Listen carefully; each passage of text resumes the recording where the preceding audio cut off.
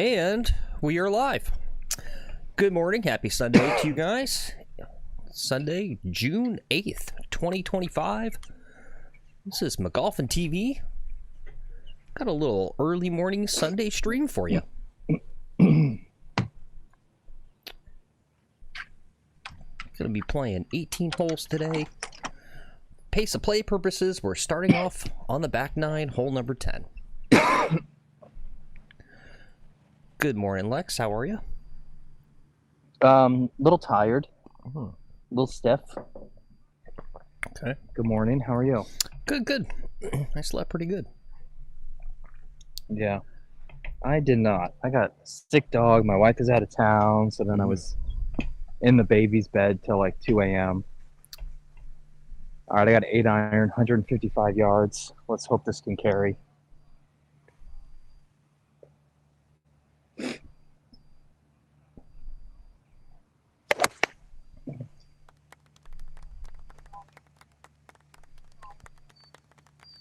That's a good way to start a round.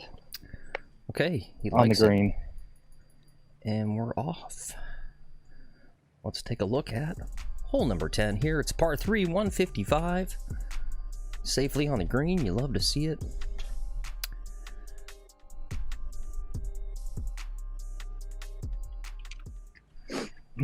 What's up, Cameron? He says, good morning, guys. Watching while I sleep. Well, yeah, we'll try to do like a PGA Tour broadcast here.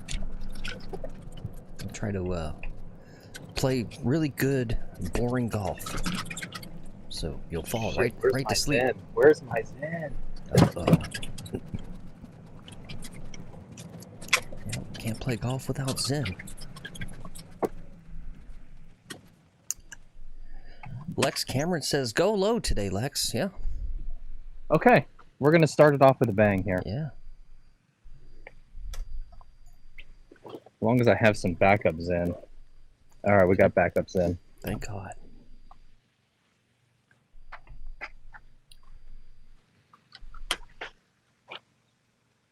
We had just a glorious iron shot in here.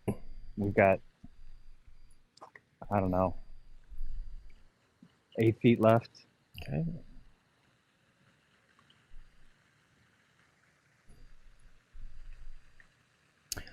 I almost kind of want him to miss it and get a par. I don't know if I'm ready to run the heavy metal birdie song.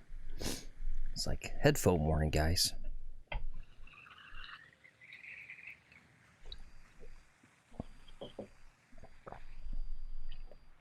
Makes me want to make it even more, knowing that it's going to be jarred music for you. Uh-huh.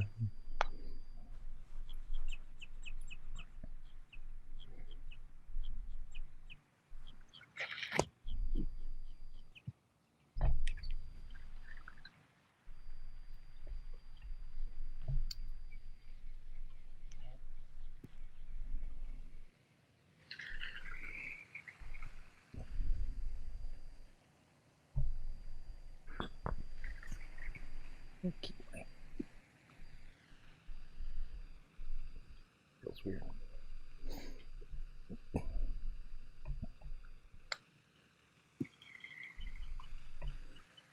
All right. Offline from the moment it left the putter. Very nice. Okay, there's a 3. All right. Good par there. Good par to start.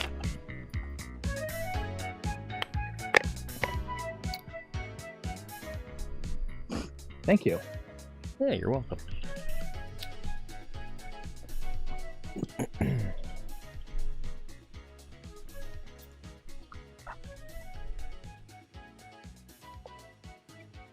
All right, so I think we're going to try to play smart golf today, I think.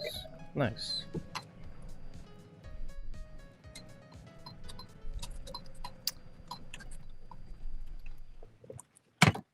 Smart golf is good golf.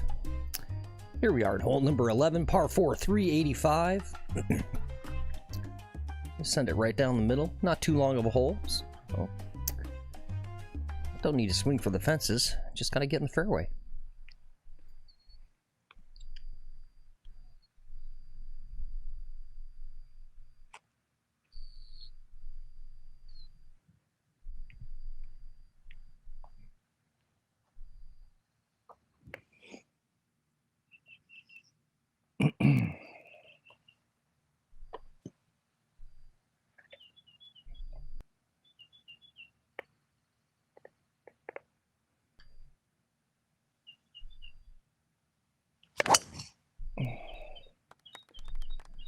That was a big strike. It could be going towards the bunker.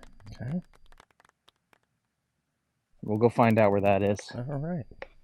Maybe got a little more out of it than he wanted with that 3-wood. Was it 3-wood? Yeah. Yep. Yeah, 3-wood. All right. I think it's going to be okay. Good.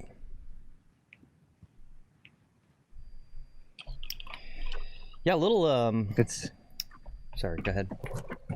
If it's not, it's going to be embedded in a bunker. It had a really steep descending ball flight, so if it's in the bunker, it's going to be fucked.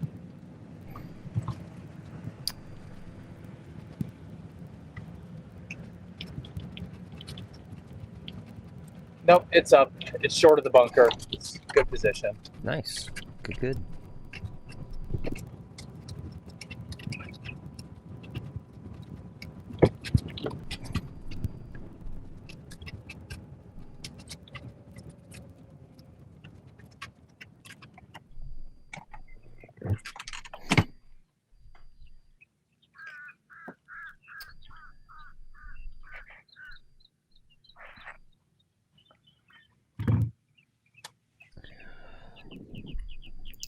Oh, in the fairway too. Great.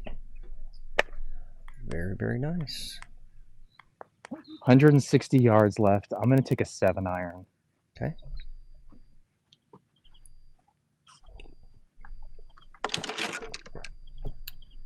Pins in the very front, so it's 160 the very front. If I go a few yards long, no big deal.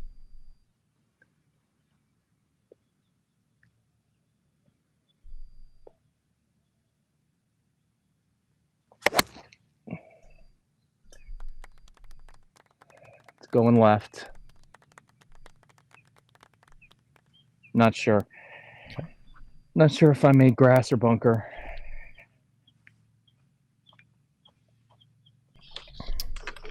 You know, I didn't realize when I did my little tweet for the live stream, I said the pro golf doesn't start for a few hours, so come watch us while you wait. But yeah, I guess the live golf had a shotgun start 30 minutes ago, basically at 8:05 Eastern time. I didn't realize. Yeah, but no one's watching that. Didn't realize it got off to such an early start this morning. I guess maybe it's because of potential weather. I don't know.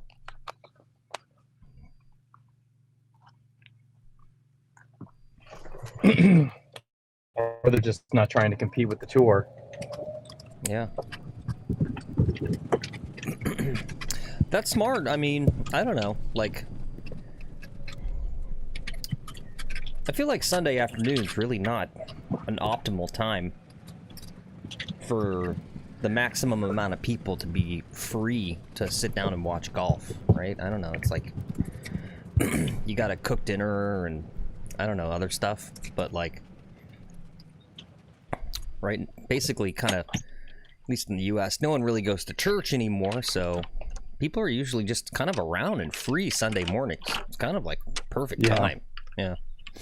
Like if I was the tour, yeah, I'd do it earlier, you know, just like, it's weird just like waiting around till like 3:30 in the afternoon for the leaders to finally tee off.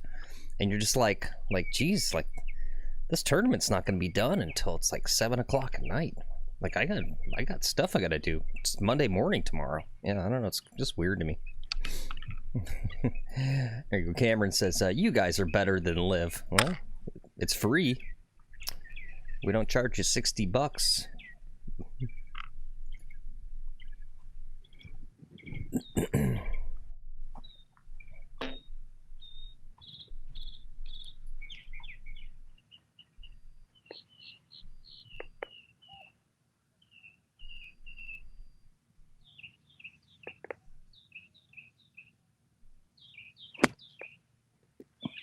Pretty good. Not bad.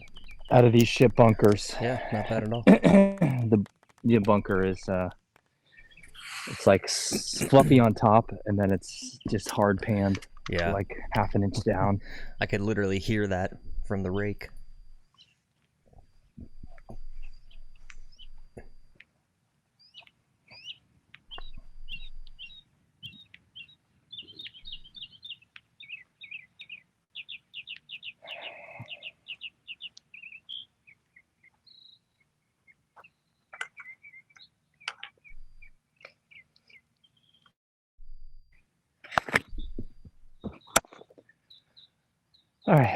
big putt coming up here. What's it gonna do? Scooby, Scooby Doo, where are you? You got a hole to go to. Just a little outside on the right.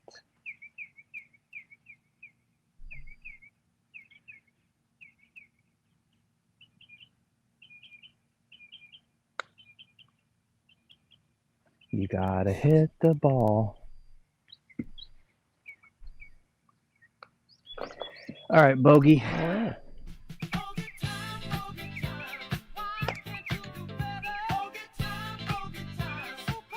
Now, do we attribute that bogey to having a 7-iron, hitting the 3-wood?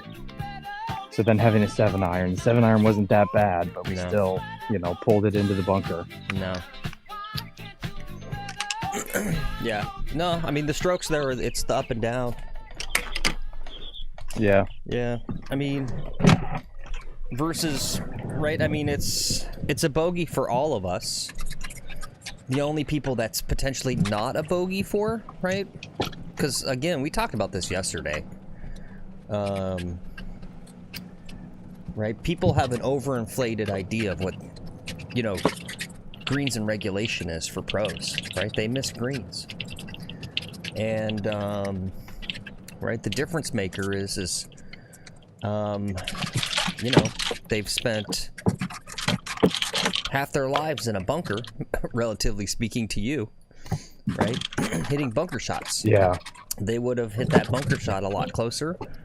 And then same deal, right? I mean, you know, tour pros, even if they have kids, right? They got a nanny. They're spending basically like half the time with their children than you do. Where's all that time spent? Hitting bunker shots. On the putting green. Hitting putts, yeah. So, yeah, I mean, they get up and down from there, but, you know, it is what it is. You know, it's like, think of it this way, like, it's kind of, I hate to almost bring this up, but, what's Tiger Woods' daughter's name? Cheyenne? Yeah. She doesn't like golf at all. She's got bad association with golf. Yeah.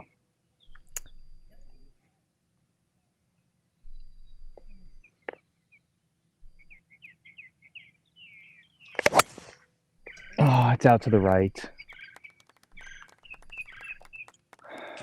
At least we didn't hook it. Mm-hmm. Okay. That's going to be trouble. All right. Well, here we are at hole 12, par 4. He's somewhere out to the right. Hopefully he's got a little window there. Otherwise, it might be a little pitch out back into the fairway. Leak it up close. Do a little chip up. We shall see. We shall see. We shall see. Speaking of Tiger Woods, don't have too much golf news, but this was kind of cool. This gentleman here playing in the Florida State Amateur Championship, which is kind of cool. I mentioned it yesterday, but to talk about it again, it's kind of cool. They're playing the Florida State Amateur Championship at the Ballin Isles East Course, which we played just last week ourselves. It's kind of cool. Anyway, this guy, what's his name? Jake Sherwin. He made a hole-in-one. He was paired up in Charlie Woods' group, and he made a hole-in-one right in front of Tiger Woods, and then they took a fun little photograph. That's kind of cool for him. Yeah.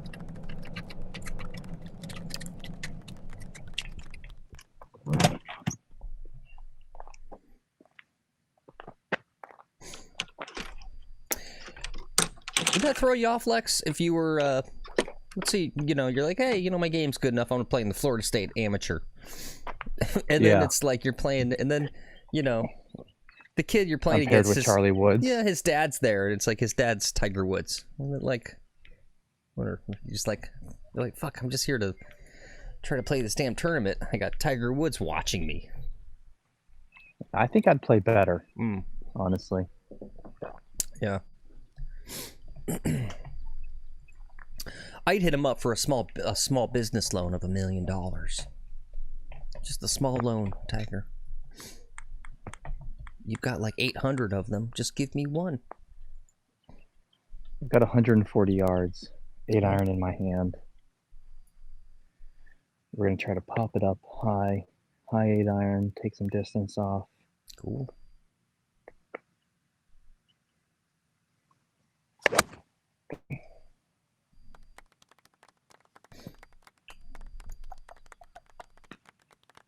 Okay, it's really great shape. All right, very nice.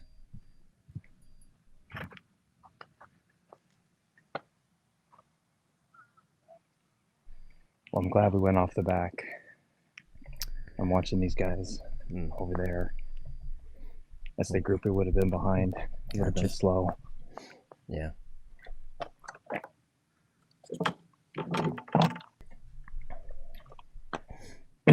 We're on a second hole and already giving long course lessons.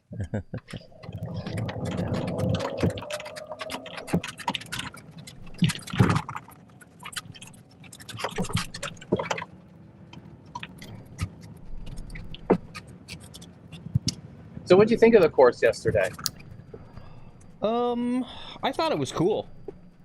Yeah. Yeah, honestly, I think, I mean, if I had to rank the 3 that we've done so far, right, so we played, Frenchman's, Ballon Isle, yeah, and that metal course. Jonathan's. I think maybe, I think Ballon Isle, I would, if I had an option, I would, yeah, I'd play Ballon Isle first, and then probably, yeah, that,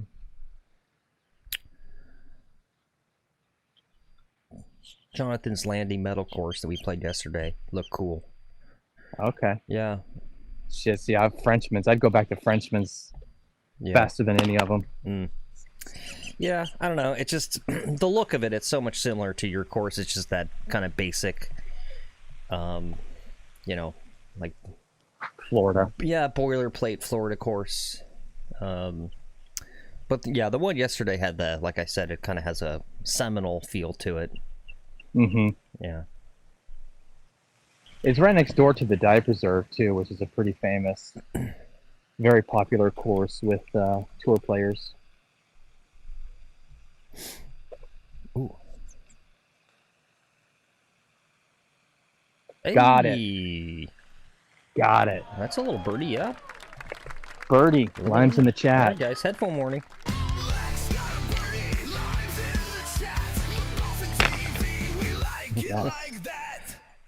Well, let's see. Looks like me and Cameron are gonna have to do our part here. Not too many viewers this morning. Yeah, it's just me and Cameron right now. Yeah, surprisingly. I think it's, yeah, so early. Yeah. I don't know. No one's up. Yeah.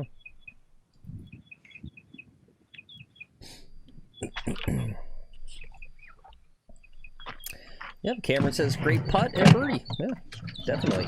Thank you. And actually, thank you. Cameron, I googled Tiger Woods' net worth. Google says it's 1.3 billion with a B. Oh, no worries, Cameron. Right. Cameron says his phone doesn't do limes. Yeah, no worries. Thanks for being here. Thanks for being our one viewer so early in the morning.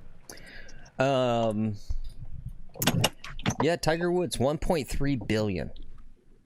Wow. So that means he has 103, right? Is that right? 103 million? Or is it like 1,000 million? 1,300 millions to give you. He has 1,300 millions.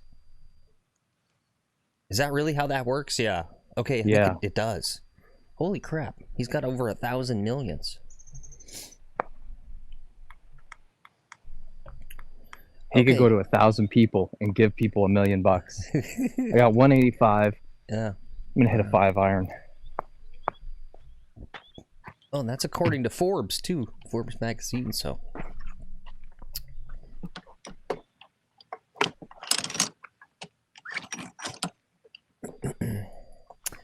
I mean, it seems like an absurd number, but it kind of makes sense. I was looking at an article about golf manufacturers. Right, and one of the things that's always crazy is these large corporations, right? Because I'm just like, business stuff kind of like doesn't make rational sense to me, but Like it's always weird that like they'll do like 2 billion in revenue, and then their net profit's only like 20 million.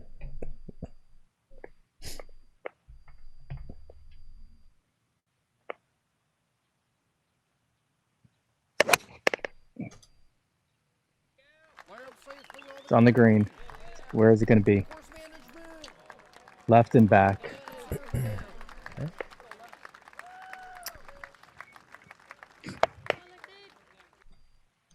All right, let's take a look at this hole 13. It's par 3. Says he's on the back left of the green. Not too bad of a spot. It's going to be, depending on the pin location, it's probably going to be a pretty slopey putt, though. Oops.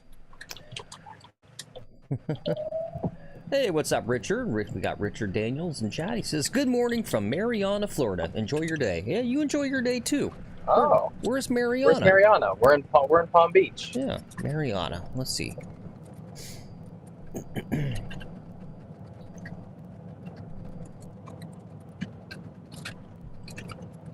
It is... Well, welcome to the show. We've got a birdie putt coming up here. Nice. 1 hour east of Tallahassee. Yep, I'm seeing that. Way up on the top north. Yeah, cool. Well, welcome in, Richard. That's far.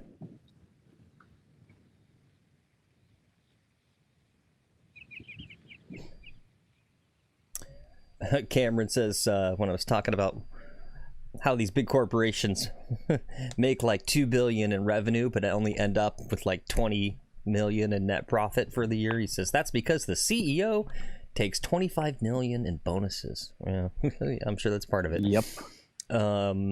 Yeah, anyway, what I was thinking about with that, I was reading an article about these kind of ongoing issues with like Callaway Topgolf, and how the Topgolf business segment is like, right, like their stock price, I think, has lost a lot of value because of all the bad press and everything about Topgolf.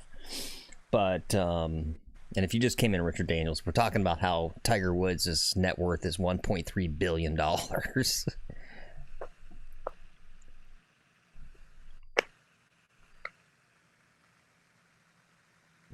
It's not bad. Decent little lag putt there. A little more juice. Yep.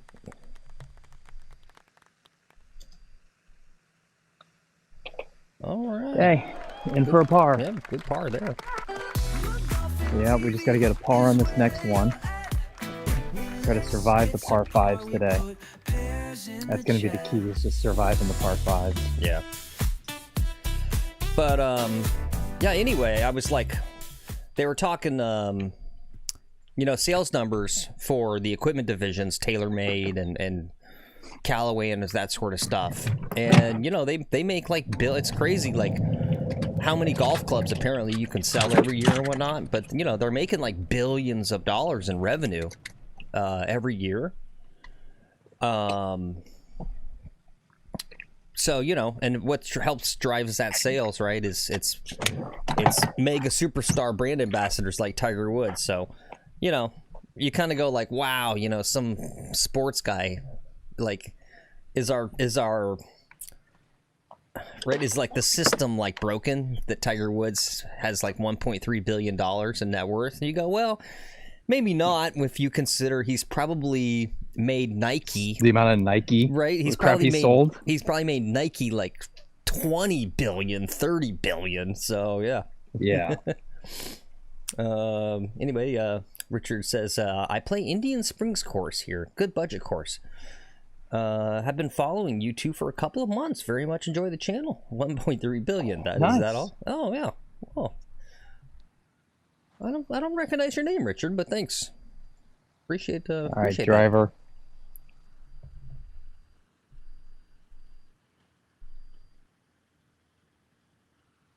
That. That's going to be good. Get in that fairway. Get in the fairway for me, please. Okay. Is it in the fairway? I don't think so. Okay. No, I think it's in the right rough. Okay. All right.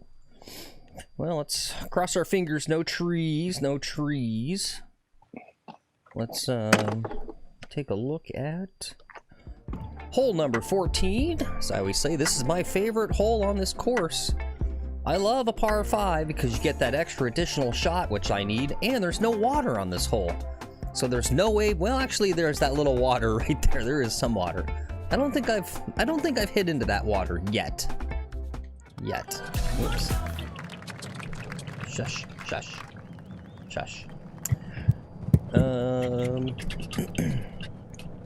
Yeah, anyway. Indian Springs. Let's take a look at it.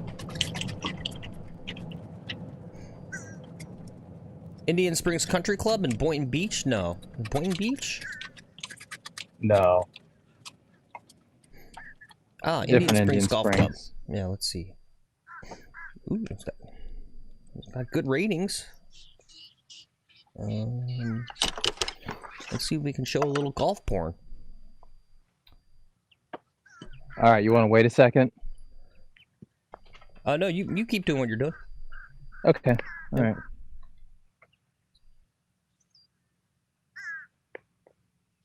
Three wood.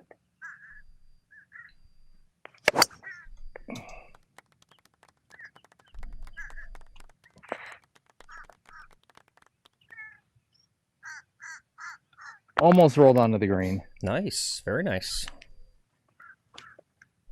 All right, right up in front of the green too. Love to see it. Yeah, unfortunately, looks like this Indian Springs that you play, Richard, doesn't have a website.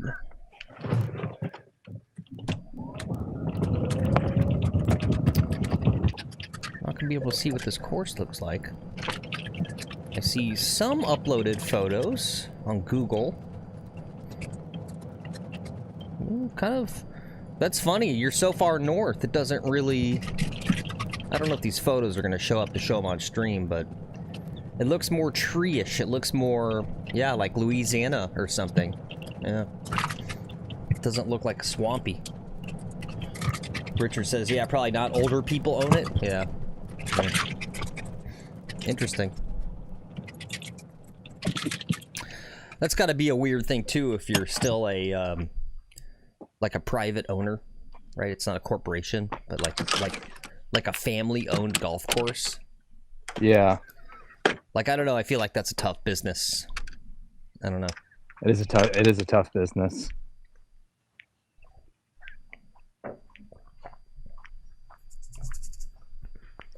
I think, you know, my club and these other clubs only survive because they're like 501s, 3Cs. Mm-hmm. Right? They're not for-profit corporations. They're clubs. Yeah. So they don't pay taxes on all the shit, like on all the land. The tax on the land, if you're a private entity, must just be killer.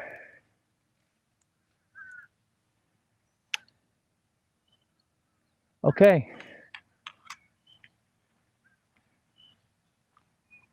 We're going to do a standard chip.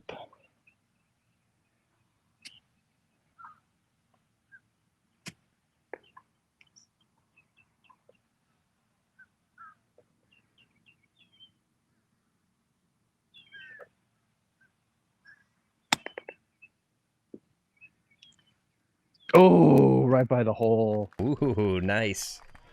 Oh, but Nice. I left it too far. Oh, did it really I left roll it that? too far. It looks Yeah, so close it out rolled. there, even with the zoom in. It rolled. Mm. Yeah, it rolled. Mm. Yeah, Richard says they run about 55 carts a day, not including walkers, not mini walkers. Plays about 7,100 yards. Wow. Cool. Nice. That sounds like a dream course right there. Yeah. 50 carts, 7,100 yards. Yeah. All right, Cameron says birdie time. Make it. Yep.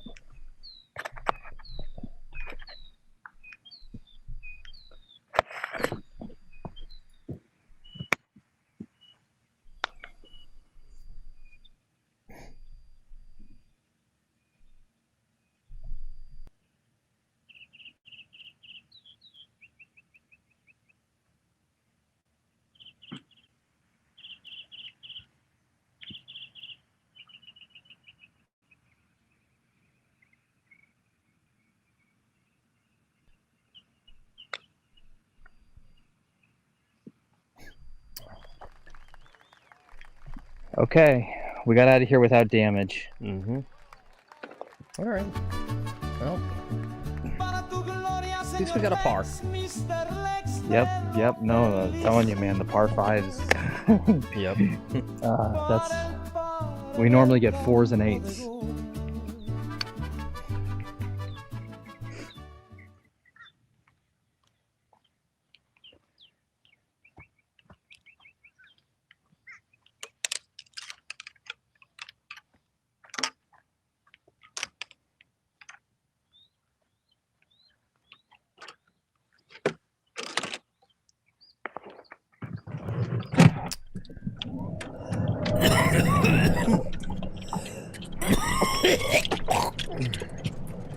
So crazy. Sunday morning, I get the course to myself.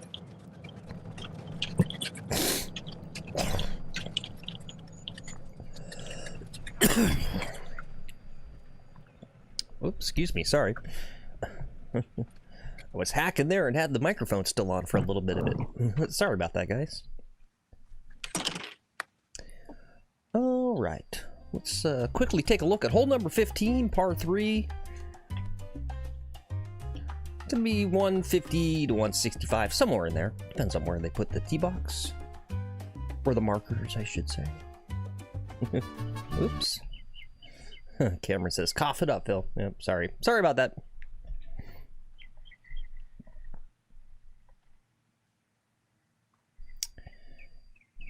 I'm taking a 7-iron. Pin's a little back. It's probably playing 170 today.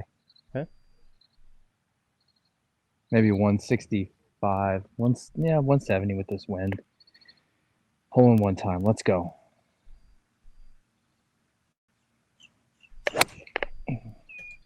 Come on back a little bit. Come on back a little bit. Come on back. Oh, just caught the bunker. Okay.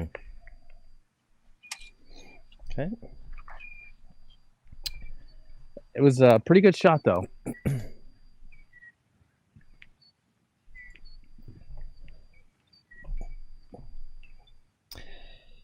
Yeah, anyway, before I forget, too, a little update on my raccoon living in our attic saga.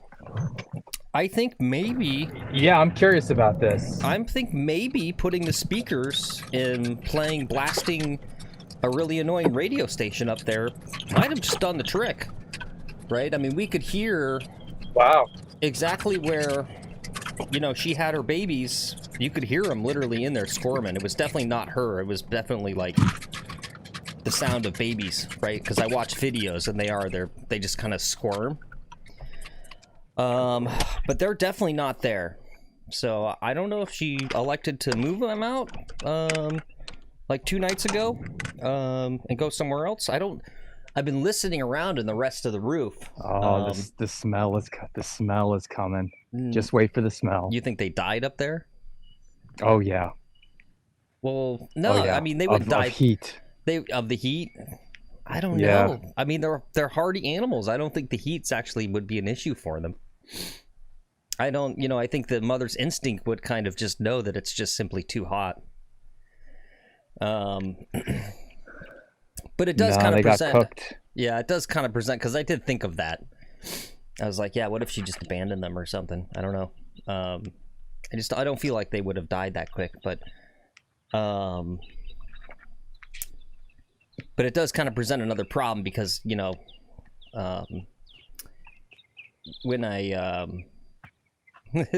Richard says they want air conditioning and a 65-inch big screen. Yeah.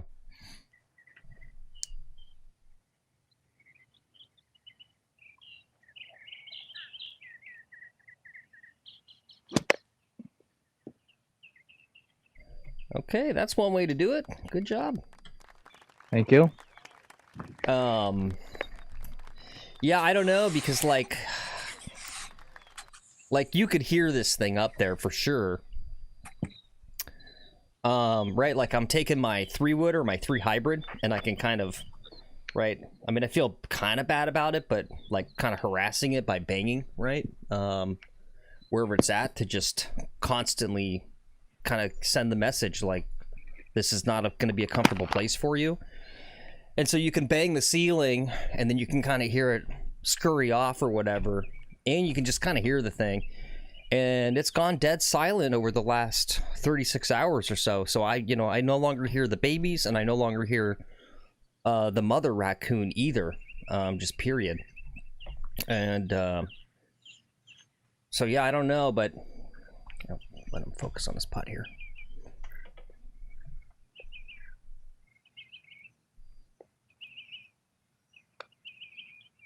Oh. Bogey Town. Yeah, okay. At least you're seeing the brakes a little better, it seems. Yeah.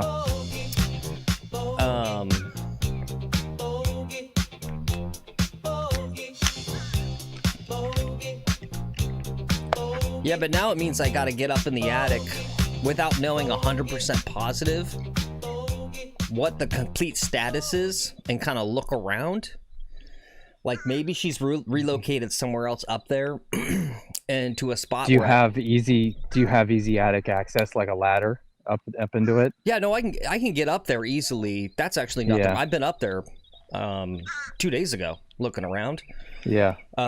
Getting up there is kind of not the problem. The problem is it's really, really tight. So, you know, it's a sloped roof or whatever, but what's up, little golf? He says, "Oh Jesus, are we still on this?" Yeah. It's a sloped roof, but in a lot of parts of the house, they actually take advantage of that angle by arching it as well, right? So it's not like it's like at your house, for instance, you have a big sloped roof, but your ceilings everywhere in your house are flat, right? Yeah. So you got they're right, lowered ceilings. Like you store stuff. We installed the whole ladder thing, and you know you've got all that space up there. You can like kind of walk around, basically, right? Yeah, you can't do that. This one in my house, it's like really, really tight in there. And so that's kind of the scary part, is like this thing about ambling around in there and then literally stumbling upon the raccoon at like the last minute inches from it type thing. Yeah. That's what's scaring me. And then freaking out and falling through. I mean, I would. I'm 148 pounds. I'm not even going to fall through drywall. No, you would fall through drywall real fast, bud. I don't know.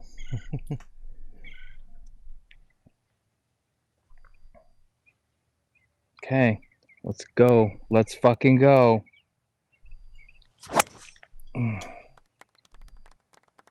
Okay, we went. We came, we saw. I think we conquered. All right, nice job. It's always a scary little tee shot here. Let's see. Let's take a look at hole number 16. It's par 4, one of the hardest holes on the course. You can see why. It's got a lot of water all over the place. Narrows down there at drive distance, and you got a tough approach. Slightly elevated green, a lot of water, some bunkers in the front. Yeah, anyway, what's up again, little golfy Toby from Hong Kong. Good to see you. He says, it's hot today. Yep, it's hot here too, Toby. And, yep, Cameron says, it will eat your face. That's when I'm not worried about falling through drywall. I'm afraid of it attacking me. Yeah, same. What's up, Bruce? Bruce says, a pissed off raccoon will tear you up, my friend. I know, that's what I'm afraid of. I don't want to fight the raccoon. I just want to send the message. We don't want you here.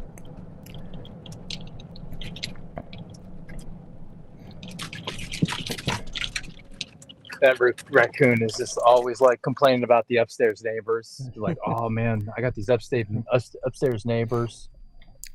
Yeah. All right, where's my ball?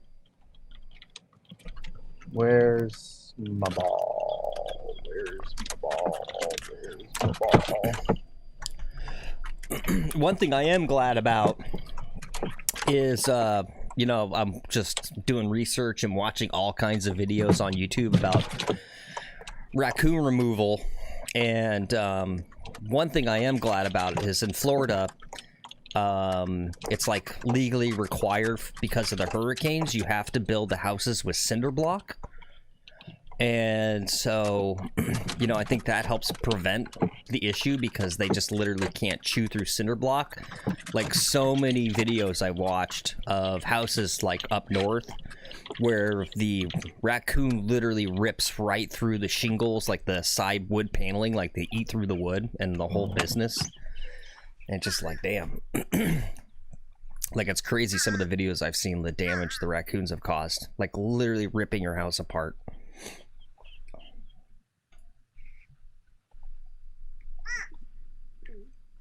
All right, I got 140, a little bit of wind into me, balls in the rough. I'm going to take 8 iron. Try to hit it high, take some off of it. I'm going to catch a flyer, though. Why don't I take a 9 iron and just go after a 9? That sounds like a better play. Yeah.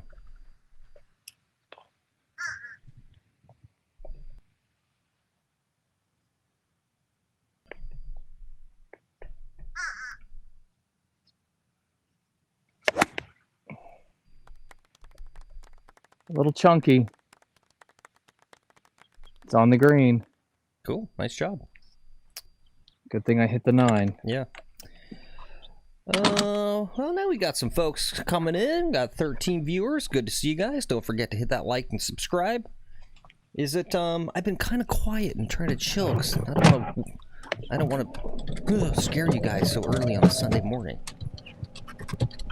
Let me know, guys. What kind of vibe? Do you like the more quiet? Also, is anyone watching the Live Golf right now while they're watching us? Apparently they had a shotgun start this morning. I think they're concerned about afternoon weather. I'm curious if anyone's watching the Live Golf. Don't they always do a shotgun start, Phil? Well, they do, yes. Yeah. You're just saying early. They went early. Yeah, they went. I'm pretty sure. Right, because they had a special tweet saying that they were going at 8:05 Eastern. I assume that wouldn't be normal. I would assume they would typically play more in the afternoon.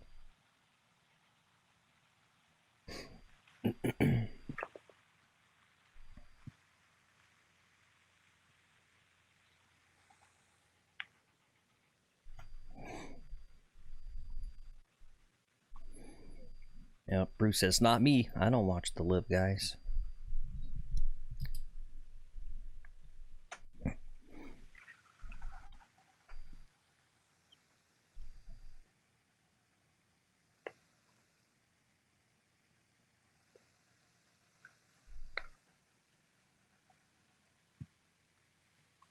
Ooh, that was a bad putt. It's got a little bit of curl at the end there. Yeah.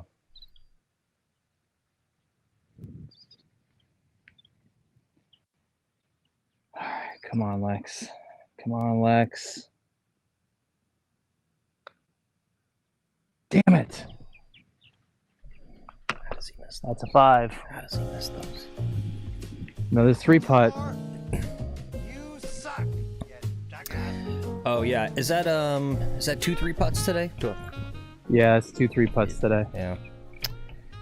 Not good. And in 9 holes already. Mm-hmm.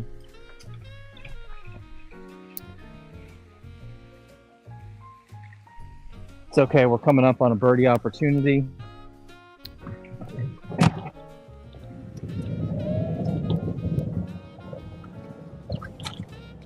I actually prefer playing the back 9 to front 9.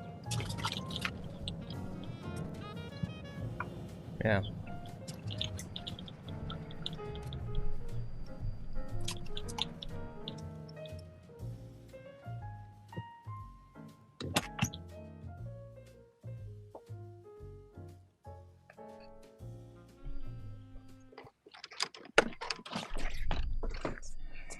All right.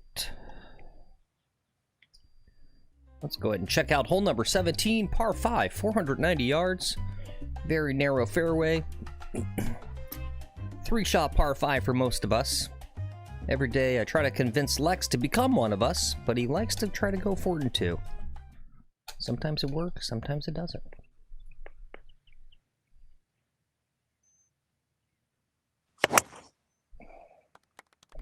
That's gonna need to smash down the middle. You know what that means, boys. Oh, okay.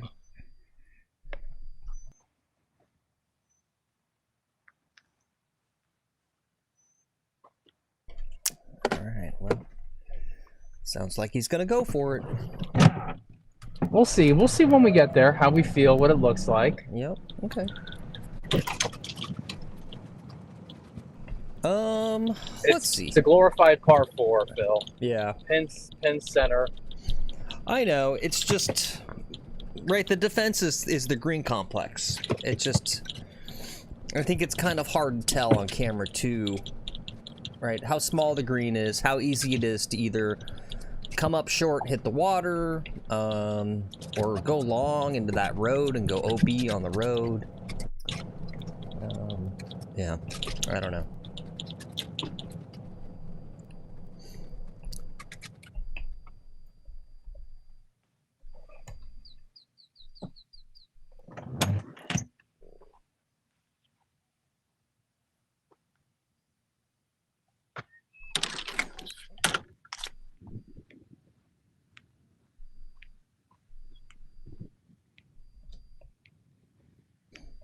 I got 230 yards left.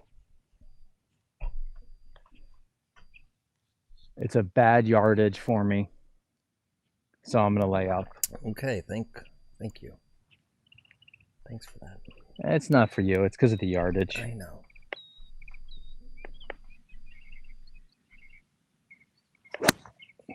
Fuck.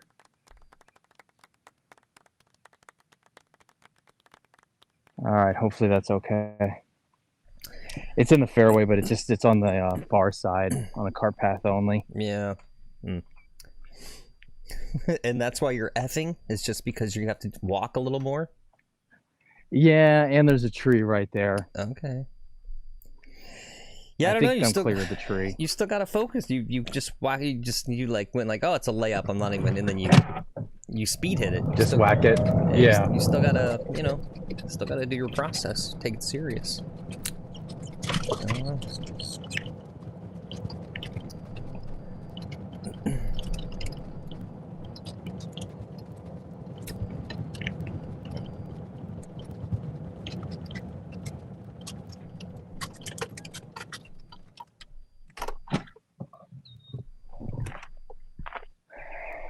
Okie dokie.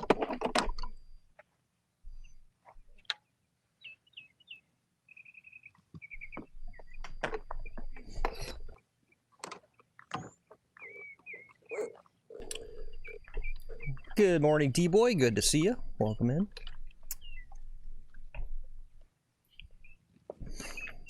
And if it's not totally obvious, guys, we started on the back nine for pace of play reasons. We didn't want to get caught behind a foursome in front of us that looked like they were playing a little slower. So, doing the back nine first, then we're gonna head back around to the front nine here on the 17th hole.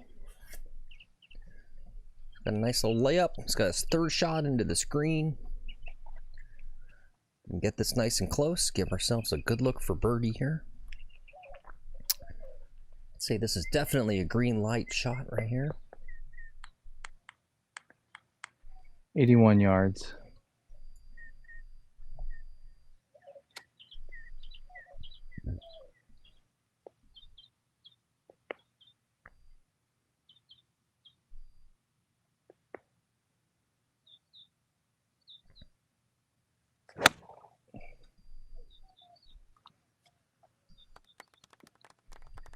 Left it out to the right. Oh, yep, I see it. You guys see it there? You guys gonna see that?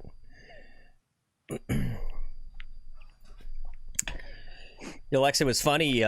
Yesterday, friend and OG of the channel, Hazel Rocket Golf, who's also a fellow YouTuber that does primarily live stream sim golf. He thought he'd give it a go to go live. Because he's down visiting here in Florida. I saw. Tried to watch a little bit of it. Yeah, and you know what's funny about it? Like, I so wish more people would do this.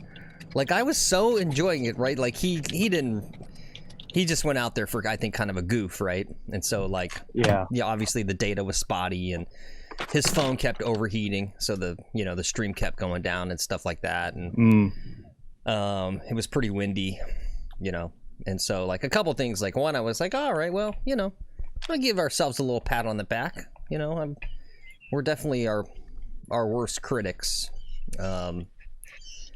I always feel like the show is like a C+ or whatever, and I was like, okay, well, I think we're doing something pretty good, like quality-wise, and production quality-wise.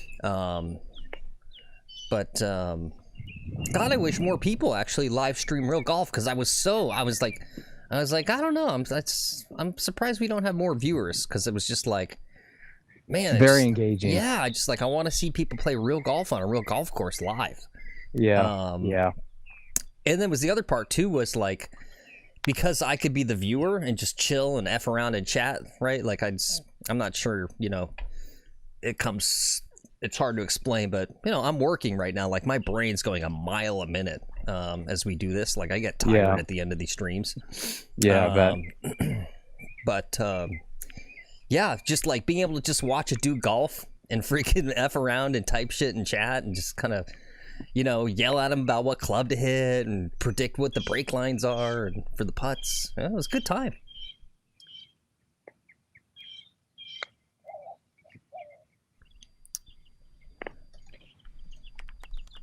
All right.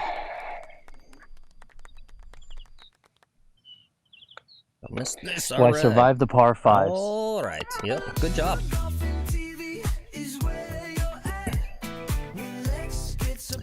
We are even par on the par 5s today. That's good. Some big keys here.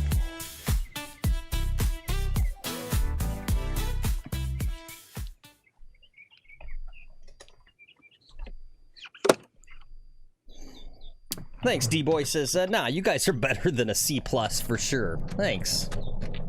A B-? Yeah, I'll give us a B-. B-? Yep. Thanks, guys. Get some pairs in chat. If you're new to the channel, just a quick heads up. Here at McGolfa TV, we like to give back to the community.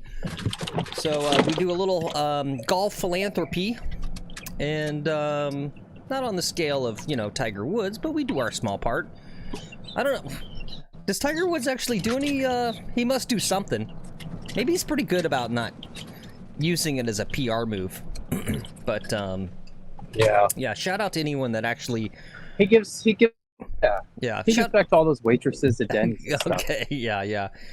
That's true. He's supporting, he's keeping all of the country buffets and villages local single moms. Oh, yep. He tips them well and keeps them in business. But, yeah, shout out to anyone that does actually do genuine charity and doesn't just use it as an excuse to make themselves look good.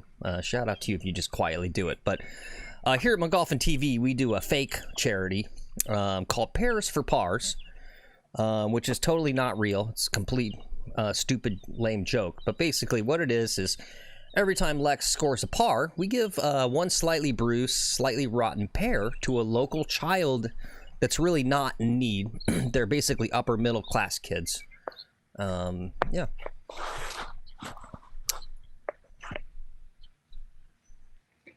This week's recipients, Braxton and Tiffany.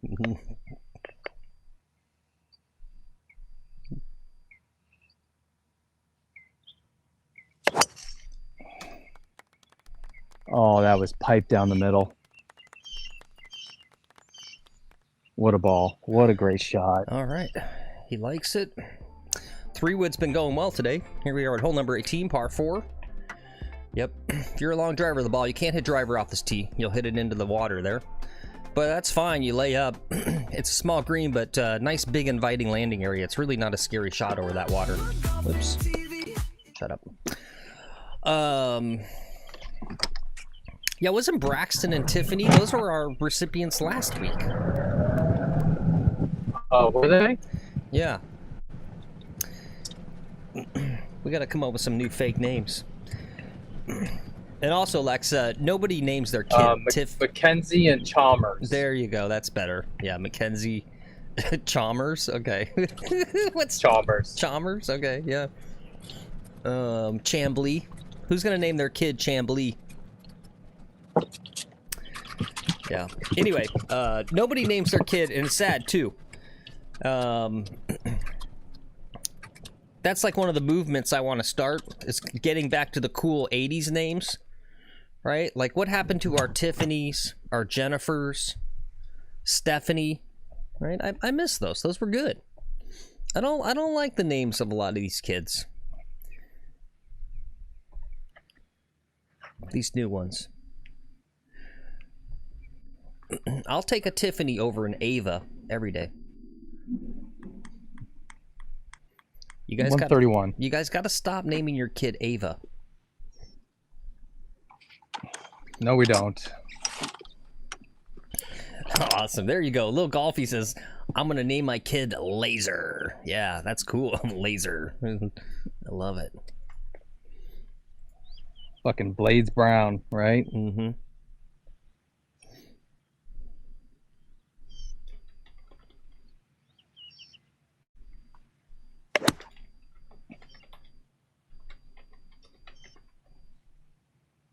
Oh, that's so good.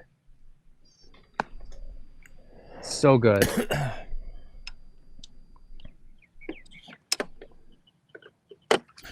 Yeah, Bill, we're on one today. All right. Yes, nice. Things are going well.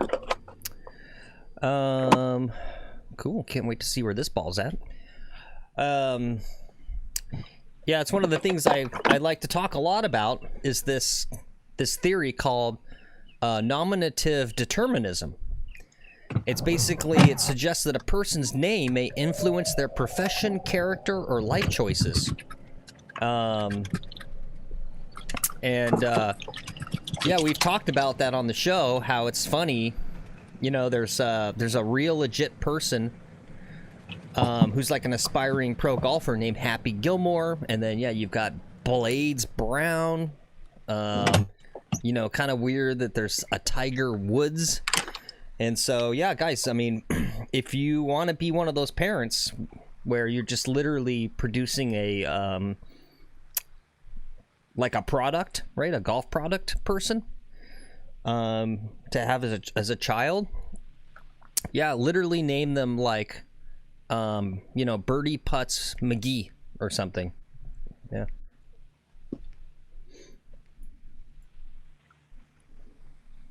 Hole-in-One Thompson. That's a good name. Mm-hmm.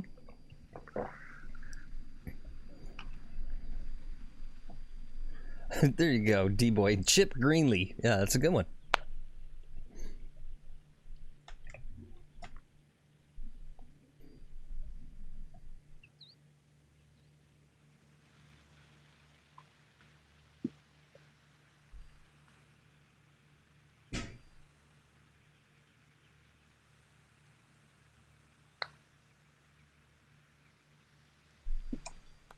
Missed it on the low side. Yep.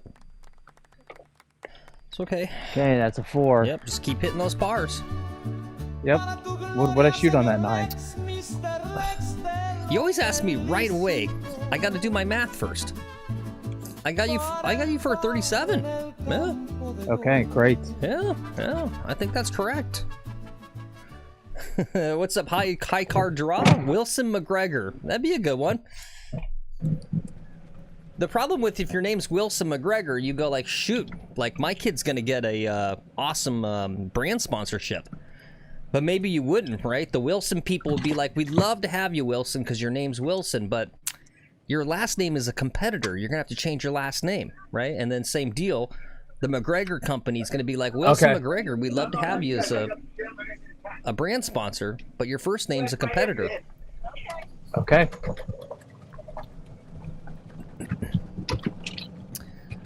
That's a good one. Little Golfy says Ace Daily. Yeah, that's a good one.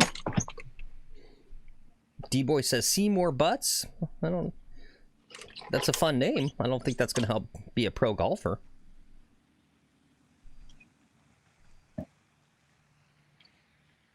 But welcome in, High Card Draw. New chatter. Good to see you. Welcome to McGolfin TV. live stream golf about 4 days a week. You're watching Lex McGuffin. I'm Phil McGuffin. Those are completely fake names, but we are in real life brothers.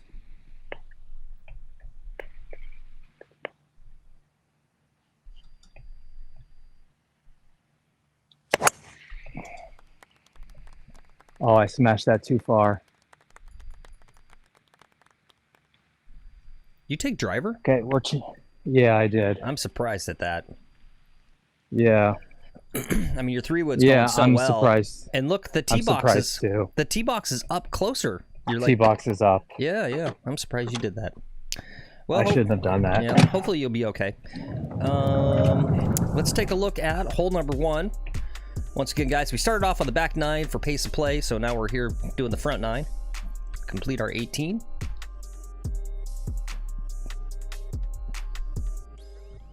There's someone else on the tee right now.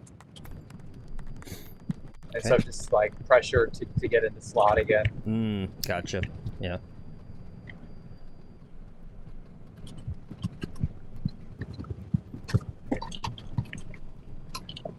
And that might have just cost me big. All right, the ball is up.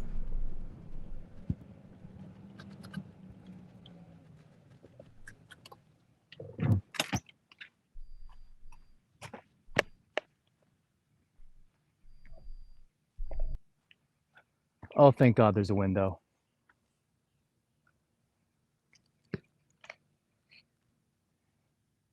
There's a window. Is there, though? There's a window. I don't know. This looks a little scary.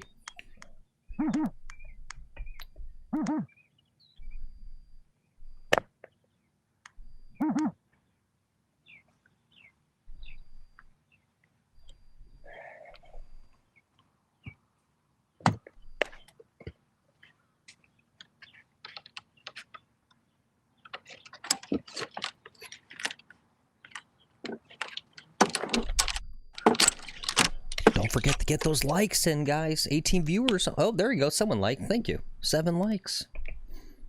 You got to juice up that algorithm. You got to juice me up. Yep. I need those likes, guys. Gonna try to pull off these damn hero shots here.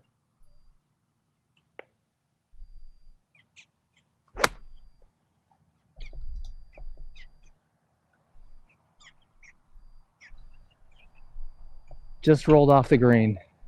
Oh, yep. Seeing out there. That was a heck of a shot. Yep, good shot.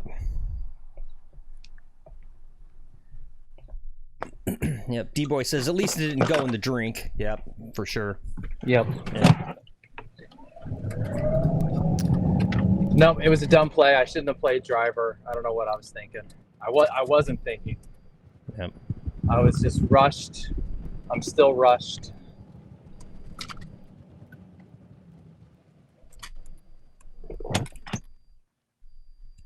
One thing I don't like on the golf course is people. Mm-hmm.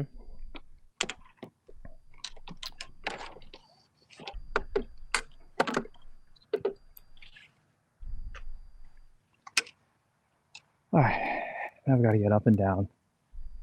Up and down, up and down. I think I'm going to be in this bunker back here. Yep.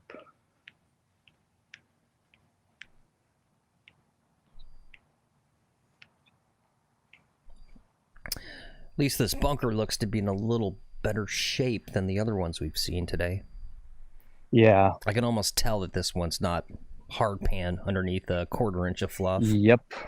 Yep, you can. It's all fluffy.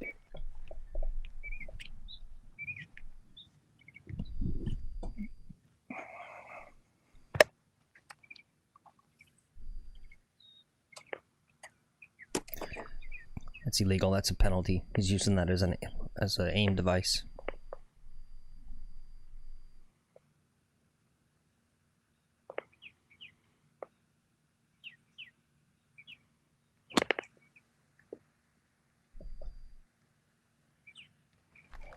All right, good solid out there. Yep. Gave himself a reasonable chance to say a par here on hole number 1.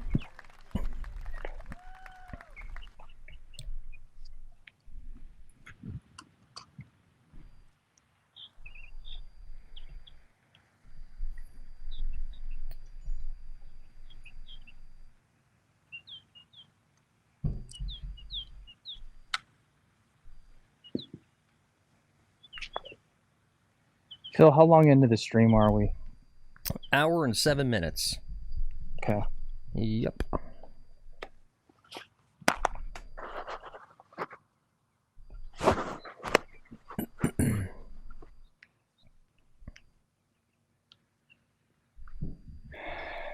Okay, you got this.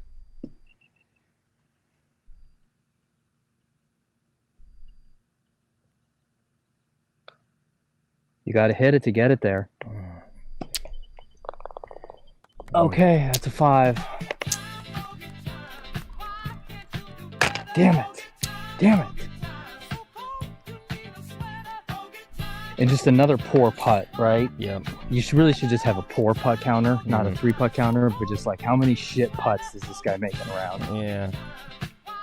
That's tough. You want me making the subjective call on what constitutes a good or a poor putt? Yeah, sure. Why not? I don't know. I'm not sure you'd enjoy that. No, that's fine. That's what we need is some tough love. Yeah. Yeah. I need to get scared straight. Yeah. That's what I need to go to, like some putting camp that's like scared straight, Yeah. where the guy sits there and just like yells at me and is like, "You're gonna fucking make the putt. Leave it on the high side," just is like yelling at me. Yeah, I like that.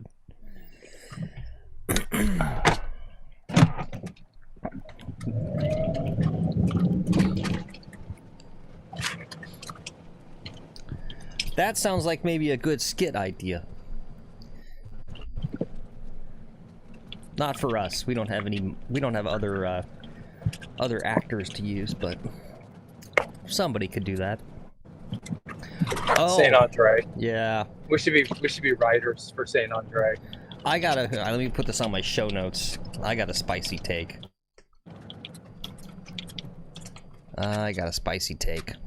Well, I want to hear it. I want to hear it. All right. Well, let me do my normal stuff here. Run your flyover. Yep. Here's our flyover for hole number 2, par 5, 452. This is a tough tee shot. You'll see it when he's on the tee box. There's like only one way to drive it out there. And honestly, even at 452, like that doesn't seem like a long par 5, but if you like try to lay up with like a 3-iron or something here, you got a long freaking way to go. Like you got to at least take 3-wood, but 3-wood's dangerous. In fact, just to kind of show you guys, you cannot go over these trees, and it's hard to tell, but this tree is way closer than this appears here, and so you can't bomb it really over the tree unless you like hit a trick bomb. So you got to send it like literally perfectly here. As soon as you're just here and you have length, you're going to go into that river that's out there. It's like literally just got to be straight.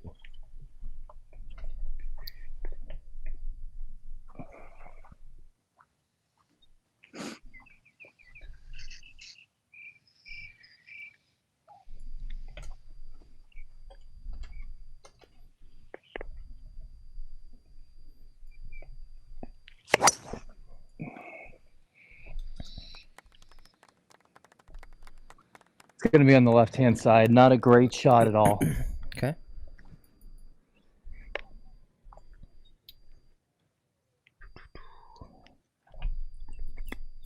I'm sweating up a storm out here.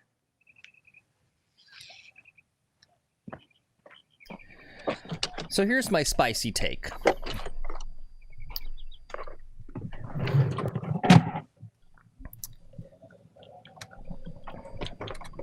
So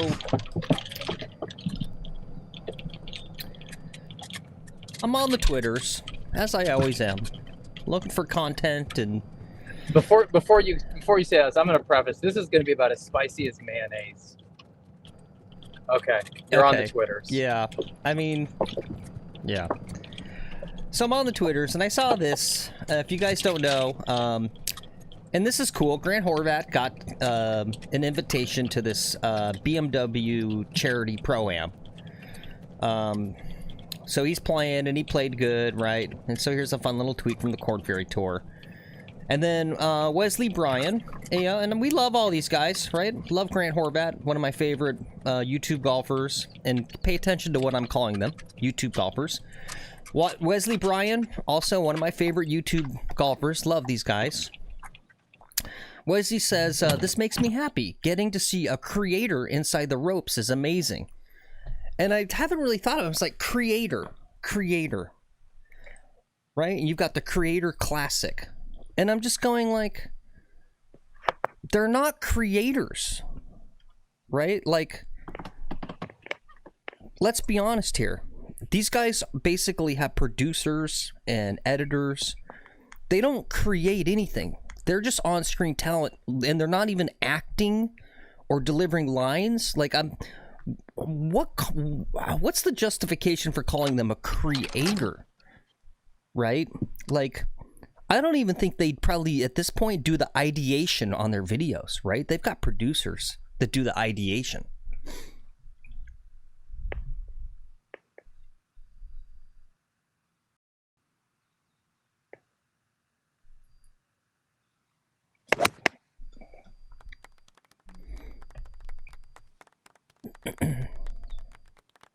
Okay, it's on the green. Nope, just short of the green. All right. I thought you said a bad drive out to the left. That looks great. Yeah, it got a good bounce or Okay. something. Yeah. I don't know. It did. It worked out perfectly. Oh yeah, and Lex D-Boy says sunscreen. You're already torched. Yeah, if you didn't. Okay, yeah, man. Yeah, I'll do it right now. Yeah. Yeah, anyway, D-Boy says they make the ideas for the videos. I don't think they do. Maybe some of the smaller people do. And yeah, maybe I'm right. This is why it's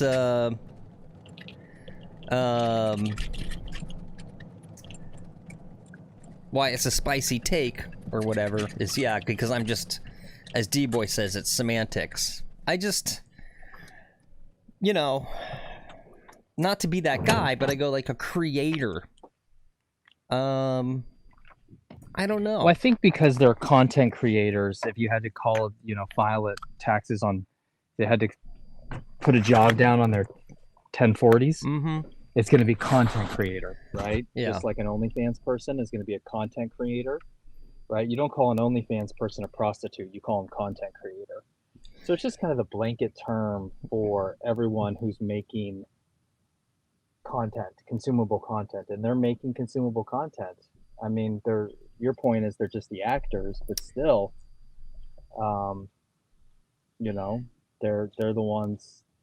I don't know. Yeah. In that world, you don't go Bobby Altoff isn't a content creator because her sister does everything. Right? Like. Well, right. That's my point. You still call her a content creator even though she doesn't do anything. Yeah. Well, this is why I'm pushing back on this, and I think we need to be more specific about the labels. So, you mentioned the e-girl, right? Or let's just call them what they really are. It's an online, you know what. They're not a creator. They're making content, yes. I would say there's only actually like a few actual true creators in golf. It's San Andre, right? They're literally writing scripts and filming. It's original content, right? Like, here's a good point. Golf podcasts, right? That literally just they don't have any original content. All they do is take other content and then turn it into fair use, right? They commentate over the top of it, whatever, right? Are they content creators? I think so. In the broad term of content creator, I think so. And then you would say, oh, what are you, like an OnlyFans? And you go, no, I'm a podcaster. And you go, oh, okay, you have a shitty podcast. Okay. Yeah, you're a podcaster.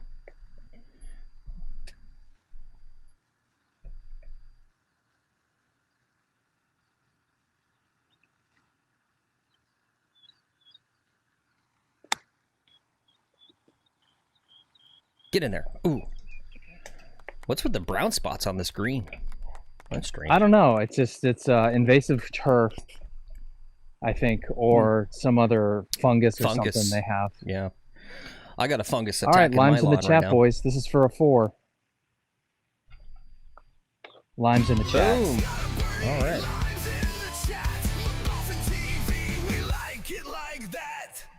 Limes in the chat. Yeah, that was a good chip. D-Boy says good chip. Yeah, it was a good chip. Hot chip. Yep.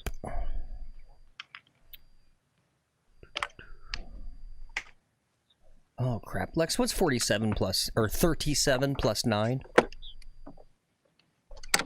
Wait, no. Yeah, what's 37? 46. 40. Okay. Okay, yeah, I'm good. Okay. All right, just make sure I'm good. What's up, Andrew? We got Andrew Greenall back in chat. Good to see you again. Welcome back in. Yep, Cameron says nice birdie. Thank you. Yeah, anyway.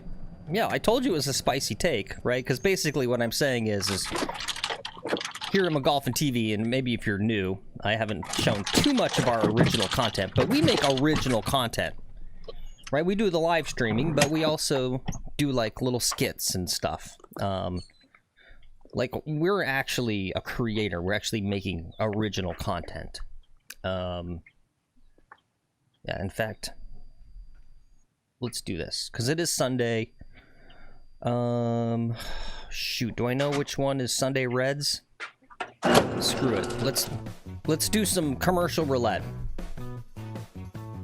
Wenn Sie frischen Atemwünschen und das Gefühl haben möchten, einen groben amerikanischen Big Dicks Big Drugs haben, so können Sie langen Bäume schlagen und Birdies in Bars rüsseln.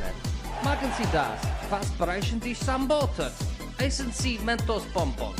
Mentos, das Froschmacher. In a world gone mad, there's only one man who stands between us and total golf insanity, and his name is Trip McGuffin. Need to hold on for dear life. This is Just the Tip with Trip McGuffin. Do you have the balls? Have you lifted enough weights, done enough steroids to watch golf's hottest new show? Just the Tip with Trip McGuffin. Friday nights at 11, only on McGolfin TV.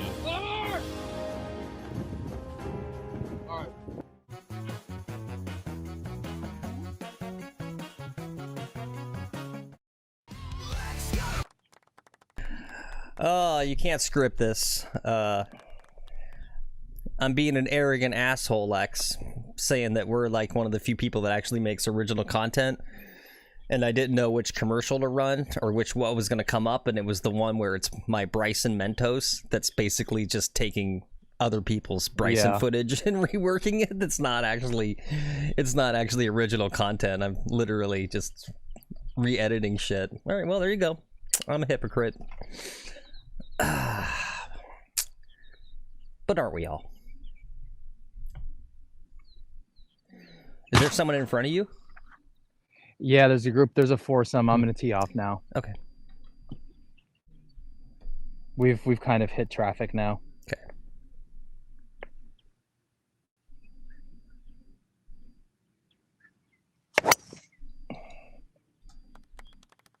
That's a dandy. Okay. All right. All right. Well, this seems like a very simple hole. I've dubbed this the trick hole, because it seems like such an easy hole, but it's hard to even par this thing. Got to be in the fairway as just a beginning, which he is, so we're off to a good start here. What's up, Free Ride? Good to see you. He says you are a creator. Well, thank you. Yeah.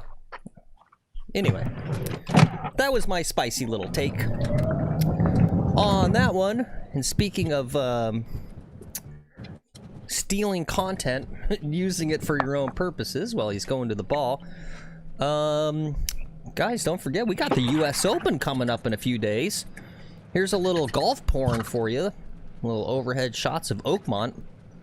I'm pretty excited. I think this is going to be a fun US Open. Some cool looks there. There you go.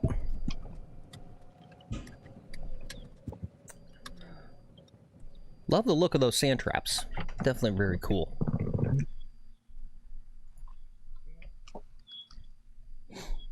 Pre-ride says, good grief, it's magnificent. Yeah, no, it looks great.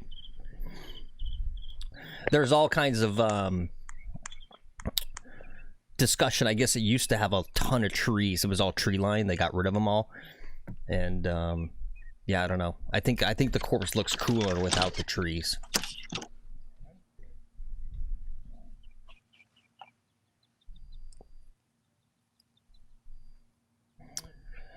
Yeah, like we were talking last week.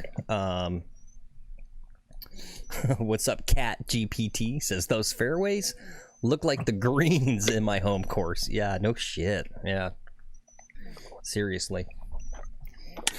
They probably putt like the greens that we're used to too. That's probably how nice those fairways are.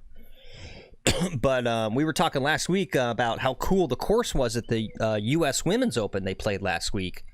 And that kind of had that same vibe. That course was basically treeless. And, right, it took nothing away from the overall coolness of that course they played, the fact that it was treeless. It's just like was a phenomenal looking course. I ended up watching more of the U.S. Women's Open last weekend than... What was it? Oh, the Memorial. Yeah. No wave throw. Yeah. Oh my God. It's the slow. We shouldn't talk about fellow club members, but it's just, guys, this is important, right? When you're done here, like, I'm fine. You want to take your time to make quality shots, especially around the green. I'm all for that. I'd rather you take the time and get a good out of the bunker instead of skull it across, the whole green and then have to walk over. But when you guys are done and you put the pin in, don't go so super slow walk to your cart. Like, hoof it.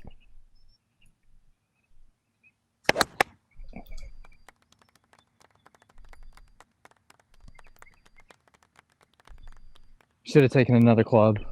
Knew it. How short are we?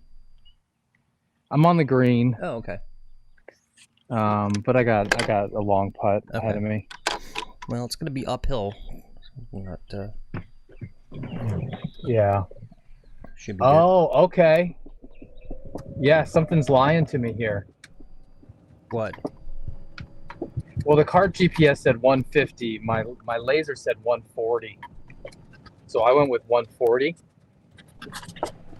I think I was just off by 10 yards.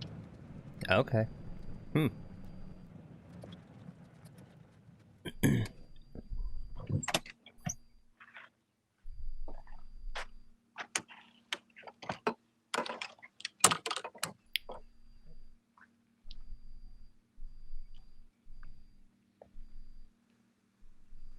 So now we got a trickster here. Okay. Now we got a trickster. Yep, D-Boy's got a good point. He says, just put it in the 3-foot circle. Yep, let's get a good lag putt here. Yeah.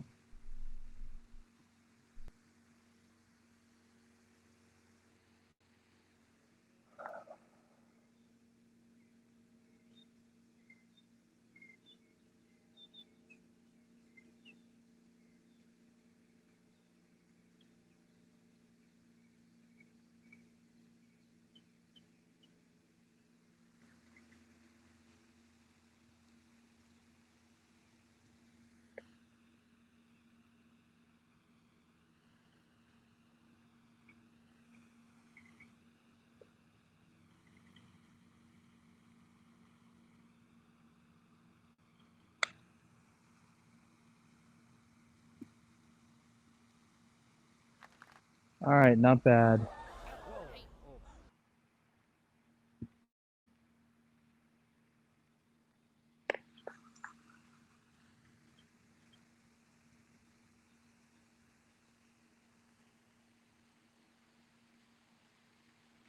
Okay.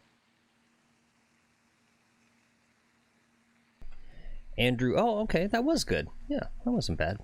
That seemed a little farther off than I thought. Andrew says, anyone been to Europe? I have. Yeah. You were just on vacation. Still has.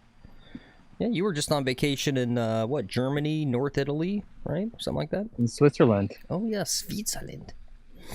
Switzerland, the best.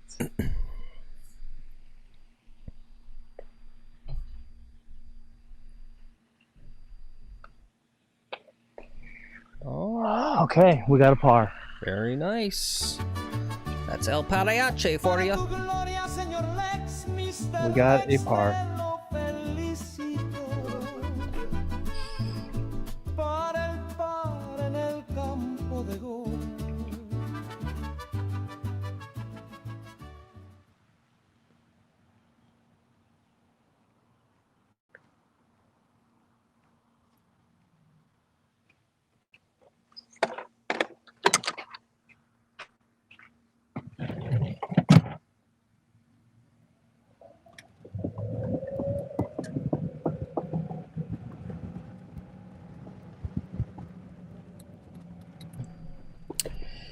Yeah, Andrew says better picture today. Yep.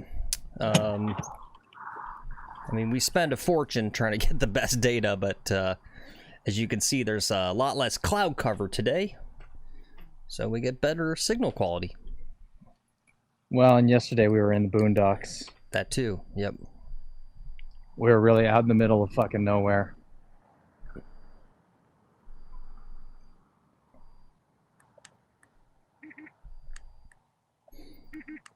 All right, I got 155.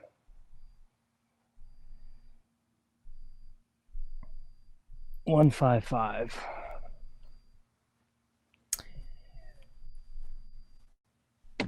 Well, we're glad to have you here, Kat. He says, been living vicariously through YouTube golf this past year.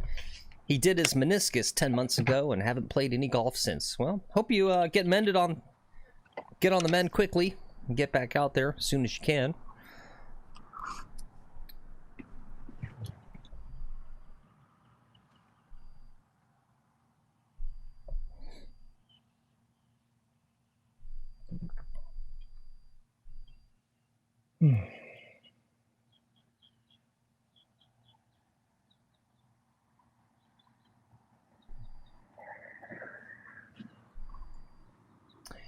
Yeah, that's like, let's see, why don't we go ahead and get our flyover done here so you guys can see.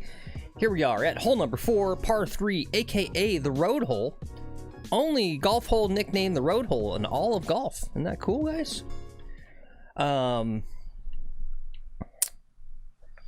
It's kind of funny, like when you're injured and you can't play golf, that's like when you want to play and you're like pissed I can't, but then it's like, at least for me, right? It's like, but I'm not really playing anyway, you know?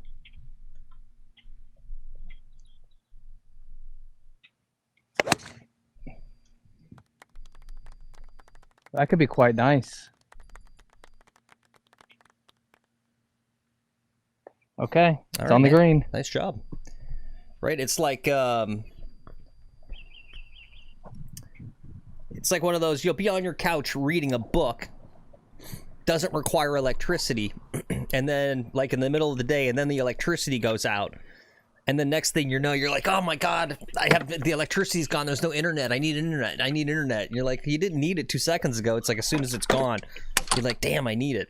Right? I guess we take for granted right, what we have until it's gone. Right? Like so long as I know the golf course is like 7 minutes away and I can go putt for free, I kind of don't feel like it doesn't light a fire under my ass to go putt, because it's like almost, I know it's always there, right? But like if my local course was like, oh, we're going out of business and we've got like 6 months left, right? All of a sudden I'd be like, oh my god, I gotta go out there.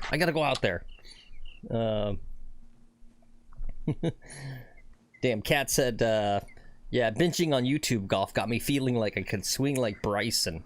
You know, I was talking to my golf coach actually about Bryson swinging the kind of the straight arm stance, right? And we were kind of thinking about whether that's gonna maybe wrongfully inspire a whole generation of younger golfers to maybe, you know, set up to the ball improperly, too far away.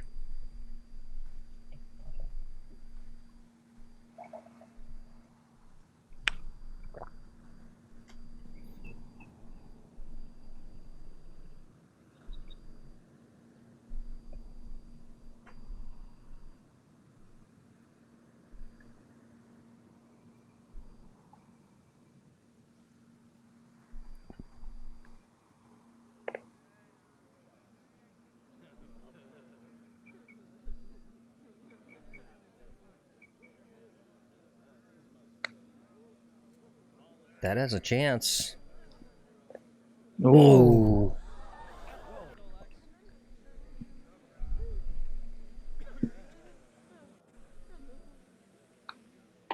Okay. All right.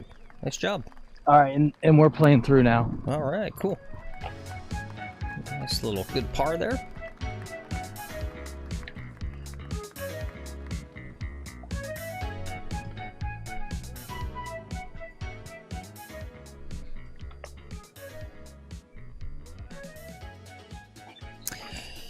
Yeah, good point. Freeride said the Mo Norman swing. Yeah, I guess that is... Bryson's swing is a little like the Mo Norman swing, huh? And yeah, D-Boy mentioned the ghost of Mo Norman does come in the chat, guys. Kind of cool. But he hasn't been around in a while. Freeride says he doesn't like the same length clubs he uses either. Yeah. Yeah.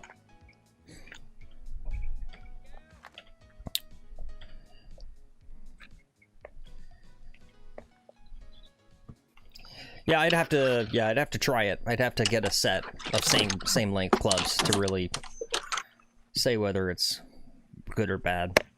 But you can run the flyover when I'm driving to the ball. Okay. All right, guys, we're getting way through, so we're gonna tee off nice and quick here.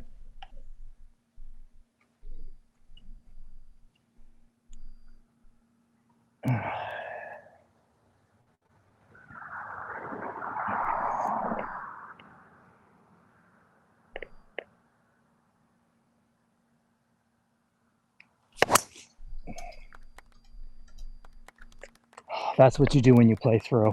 All right. I think he likes it, guys. Good stuff. All right. Let's take a look at hole number 5. It's a par 4, 379. He took the aggressive move there. Appeared to hit the driver off the tee, which can be a disaster if you hit it bad, but it sounds like he's safely in the fairway. Yeah, Little Golfy says, Phil, how do we let Bryson know that you have analyzed the flaw in his swing? Well, that's my point. Thanks, guys. Appreciate it. I need like Thanks. AMG, if you guys know AMG, Athletic Motion Golf, or one of those channels that, you know, has the, like, motion capture system. We need to find out if Bryson really is truly, like, stiff-armed. Thank you. Or, you know, traditionally too far away from the ball or whatever. I have a feeling, right, because that's like one of these things we've learned as we've developed the 3D motion capture technology, is that normal cameras are very deceptive or give you wrong ideas about what's truly happening in a golf system. That's what's been so helpful about the motion capture, is you can actually kind of see what the body's like, basically like your skeleton is doing, the real movements.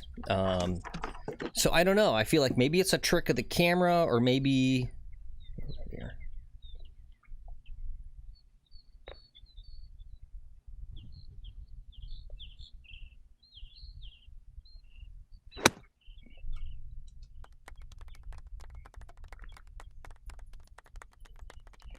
It's on the green, just a smidge long. Okay.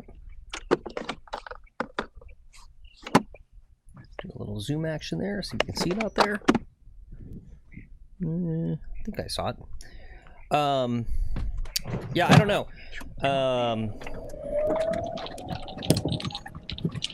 Yeah, or maybe Bryson's swing is a thing, like, you know, in baseball, like, every baseball player, every hitter's got like a crazy different like starting stance, right? Some guys are like just have the bat and all kinds of, but as soon as they get into the moment of hitting, every good hitter gets exactly to those same positions, right? So you think they've got different batting swings, but they're all essentially the same, right? Because there's only kind of one proper way to do it.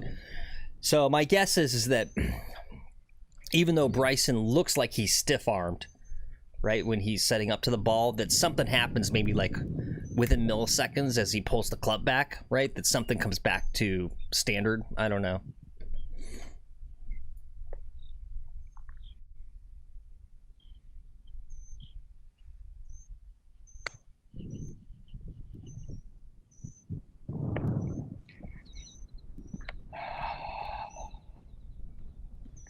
Fucking knew it.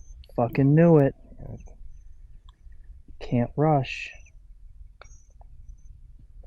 There's a 4. Well, you still say par. That's good. That's good par there. Let's get some pairs in chat, guys. We got 1, 2, 3, 4, 5, 6, 7, 8 slightly bruised, slightly rotten pars going to local children in need. I'm Golfing TV, trying to help solve world hunger. Doing our little part. All right, well, yeah, everyone's saying I'm wrong. Little Golfy says, it's no trick of the camera. He analyzed the best ball striker in the world, Mo Norman, and then he got jacked and copied him. Yeah, okay. That was his thing. He's like, this Mo Norman guy, you know, he's a fat, lazy slob old man. What if I was hitting like Mo Norman, but I was a jacked monster? He's like, that's the secret unlock. Maybe that's it. That is the secret unlock. Yeah.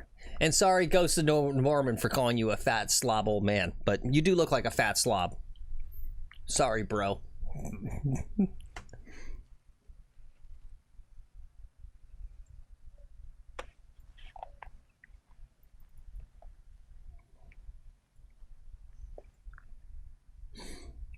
We're going to keep up the pace here. Whew. 3 hybrid.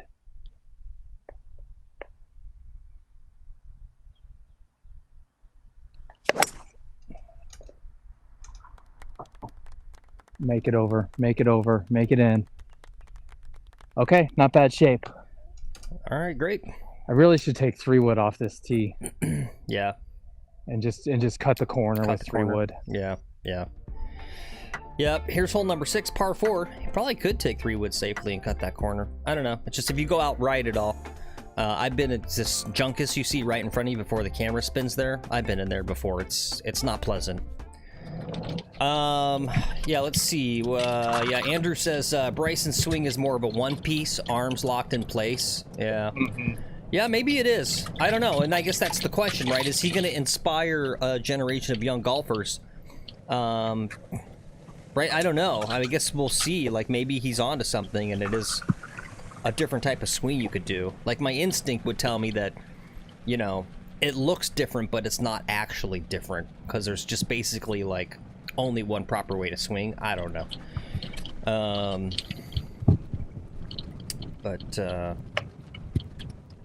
Yeah, I don't know. Freeride said he heard that Mo Norman was autistic. That's why he never toured much. Interesting. Yeah, it was a good shot there. Andrew says, nice swing, Lex. Thank you. Okay, yeah. Little Golfy says it's a single plane swing. Okay. Well. Yeah. You were 100% right about that. Cat GPT says a lot of the youngsters coming through have insane side tilts. Yeah, they love that. You can tell they all have a certain. They love to do that. Yeah.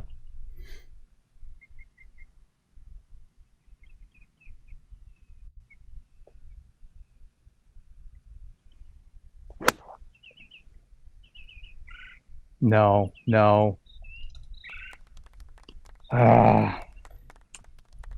What happened? I didn't make the green. Oh.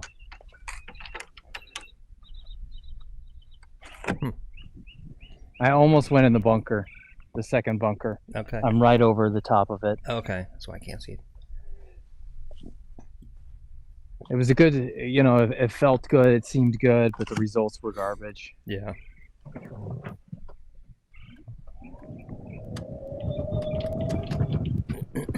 And results are what we care about. Yeah.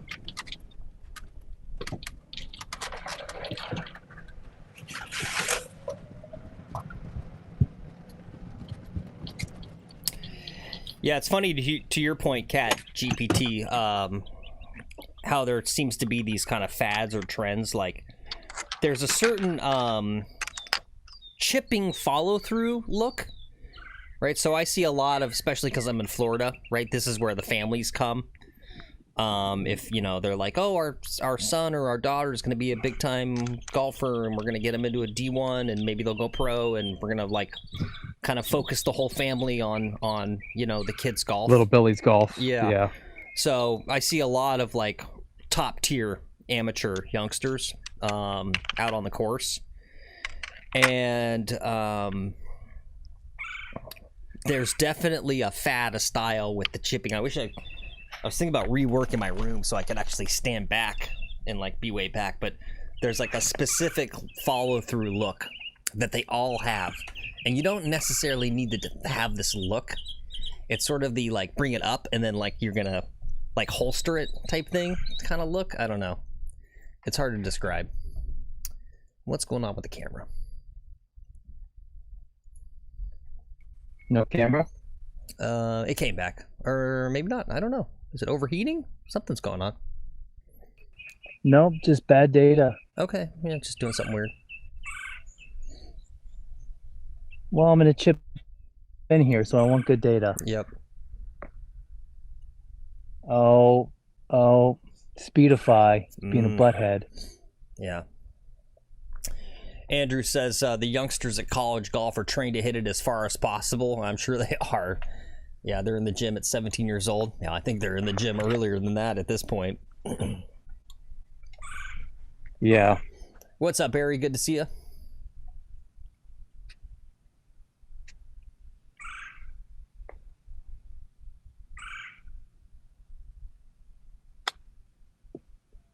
Looks pretty good.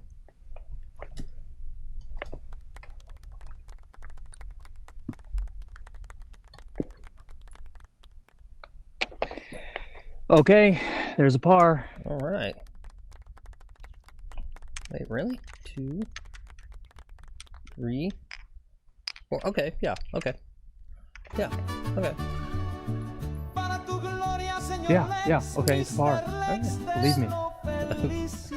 We're racking them up today. I don't know. That's number 10 for those kids.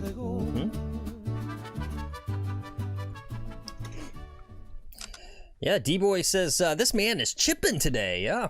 And Free Ride said, nice. Yeah, it's good stuff right there. I told you I was trying to make it. It was a makeable chip. Sometimes you see them and you go, okay, the grass, the lie, the rollout, like this is makeable, and it was a makeable chip. Yeah. Barry asks, does Lex lean on left foot for chips? I hope he puts a little extra more weight on the left front. Hopefully he does. Not really. I don't really do that, actually. He kind of should. He does what I call the kind of South. should, but I don't. Yeah, he does what I call the South Florida scoop, which honestly, even though it's not traditional, you wouldn't teach it. I see why he does the South Florida scoop. It has to do with the turf conditions in Florida. Yeah, like it's too. I can't really explain it, but it's the same thing that I've been kind of talking about for this past like month or so, about how when I first got back into golf down here in Florida, right, my instinct is like, oh, I'm gonna be chipping with like pitching wedge and like a 50 degree and then maybe a 54, and now I've moved. I'm all the way down where I go like most of them I look at and I'm like 60 lob. I'm chipping with my lob.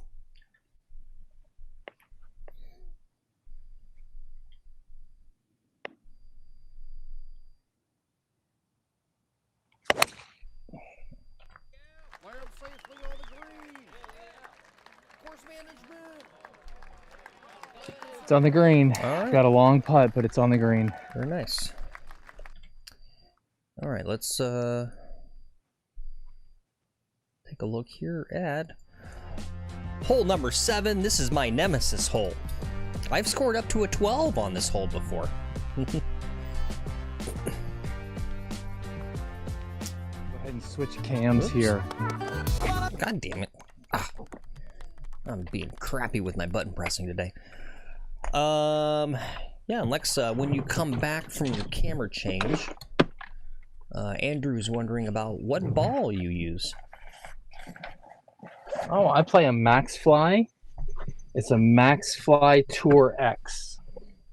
Max Fly Tour X. Yeah. Andrew says he pitched chips with a sand wedge a lot. Yeah. Yeah, no, I think, right, traditionally, right, you want to keep the ball more low. I think that's, especially for amateurs, right? Amateurs, unfortunately, kind of get sucked into, like, watching someone like Phil Mickelson and, like, trying to flop everything, right? And if we're smart golfers, we should know better that we shouldn't be trying crazy hero flop shots when you don't need to do it. So yeah, you know, and I'm a big traditionalist on everything with golf. And so, yeah, I'd say, you know, get good at chipping with the pitching wedge and your lower lofted clubs and all that. But, yeah, it's just the craziest thing. There's something about the turf in Florida. I would never believe that I'd be someone going like, yeah, you know what? You go ahead and chip with that lob wedge. You'll like it. You just do. It's weird. I don't know. What's up, Hazel Rocket? Good to see you. He says, any grannies out there today? No, unfortunately.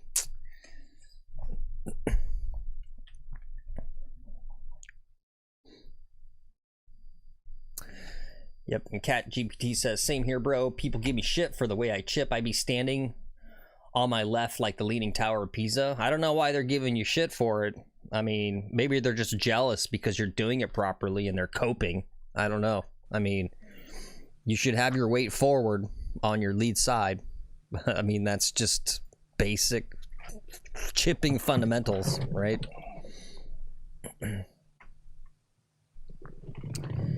Yeah, D-Boy, that grainy Bermuda needs some loft. Yeah, that's kind of it, yeah. The Bermuda just grabs your club, yeah.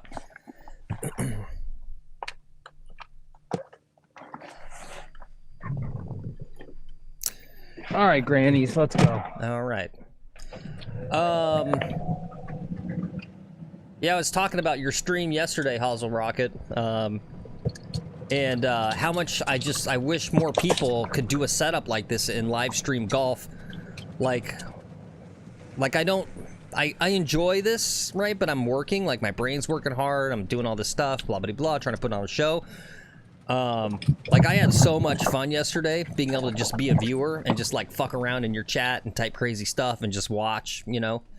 I was like, yeah, this is fun. I love watching some dude just play live golf and I get to say crap at him in a chat. Yeah. You got to do more though. You should maybe think about trying to mix a little bit of that when you go back up north. Hazel Rocket, right? Because the only problem was it's Florida and your phone was overheating. But presumably you wouldn't have that problem up north where you're normally at. So.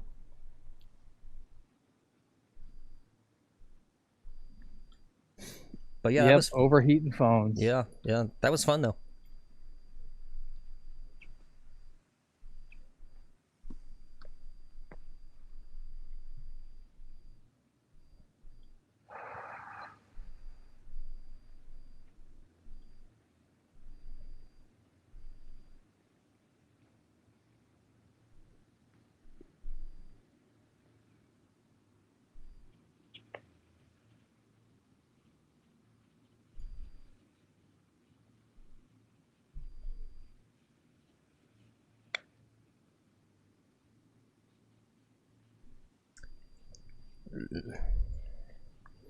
Slow down, ball.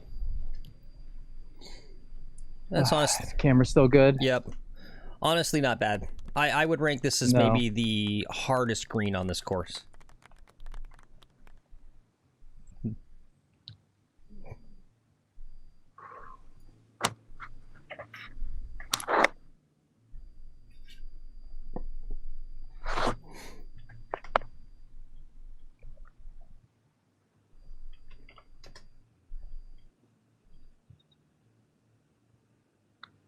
Damn it. Oh, I just pulled it. 1, 2. Was bogey? It's a 4. Yeah, it's That's okay. a bogey. Really not bad though. No blow up holes. Just keep going along. Yep, I got 2 holes to go. Yep.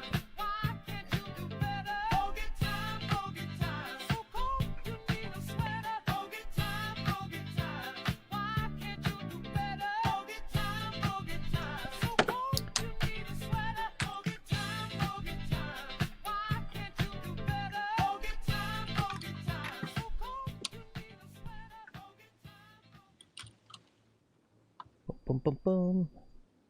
Okay, yeah, I muted myself, guys. Lex, you can't hear me right now, right?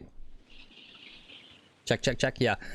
Yeah, so D-Boy said, don't say anything, Phil, but I think he's about to shoot like a 74. Yeah, no, if you've noticed, I really haven't talked about the score. I don't want to get in his head, but we do kind of talk about this because this is our day to track these scores, right? This is the Road to Scratch thing, so he can't hear me right now, but yeah, I've been kind of making a point about not talking about it. Let's just see how he does on these last 2 holes.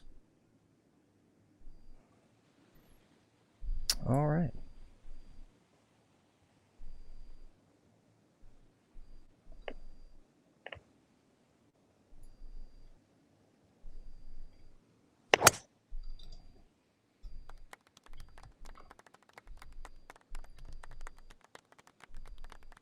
Okay, in the fairway. All right, very nice. All right, and I'm going to step away, get a little more coffee for these final 2 holes.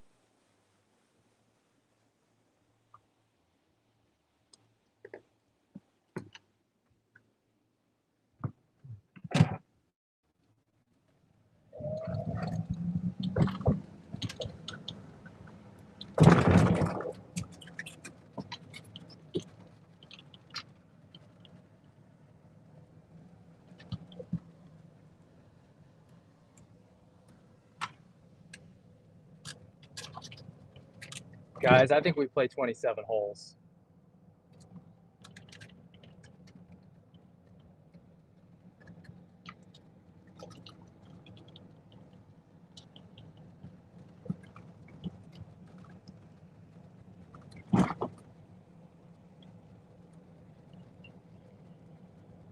Let Phil know in the comments if we should try to do 27.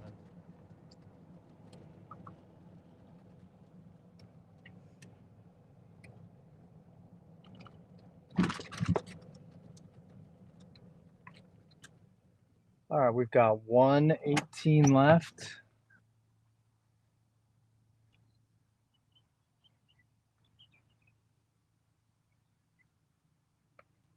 Just a pitching wedge.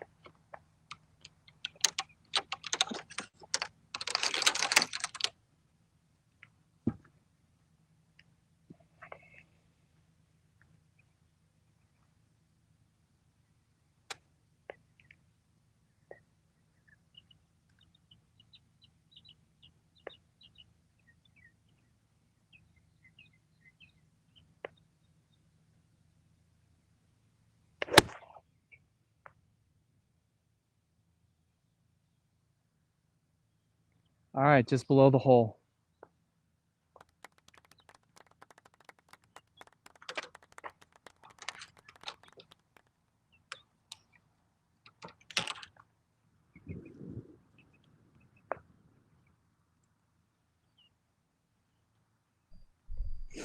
Been hitting a lot of fairways and greens in this round today.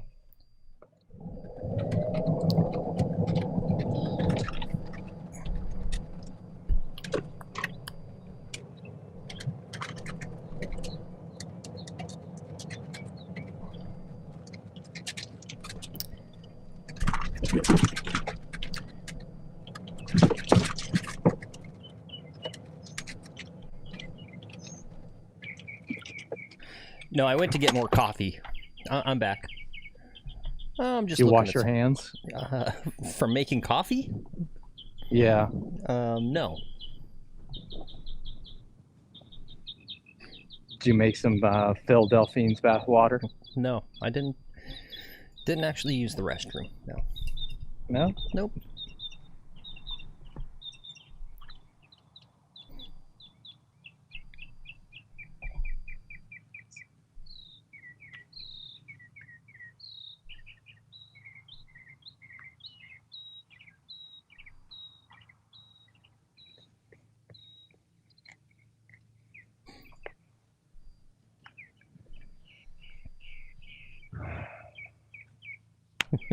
What's up, Golf Wrenching? He says, just woke up. What time did y'all start? Jeez, yeah, 8:30 this morning.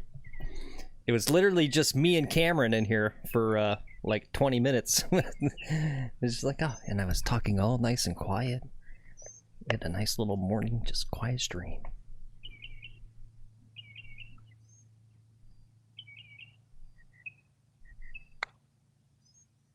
Oh,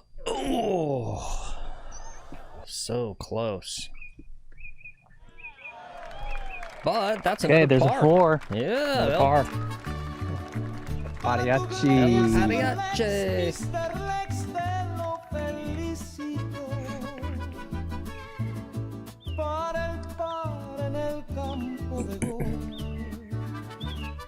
Whew.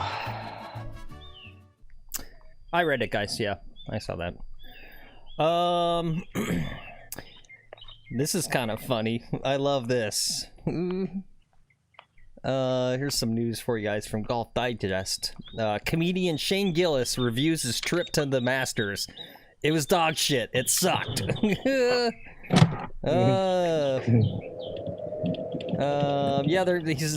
apparently they're not gonna let him back. I don't know.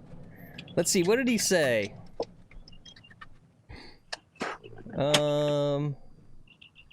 I want to see specifically about.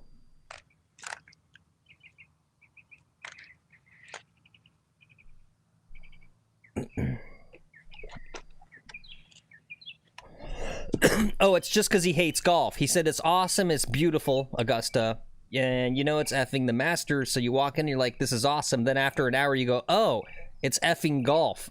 You can't see a single thing. There's no phones. You're not allowed to have a phone.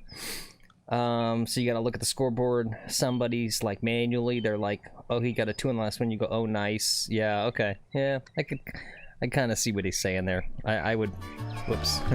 I would be of that opinion too, to be honest. Not the golf part, but I'm definitely internet brained. I would prefer to be at home and watch the tour telecast on the TV than be in person. Yeah. Yeah, I don't know. Yeah. It'd be better to be both, be able to be there and have your phone and use their app. Yeah, yeah. What is the Masters gonna? Okay, I'll let you hit. I got something interesting.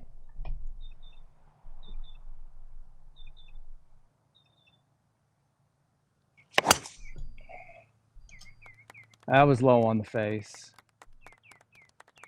That's gonna have work cut out for me. Okay. It's in the middle of the fairway, but it's just like a low runner. Okay.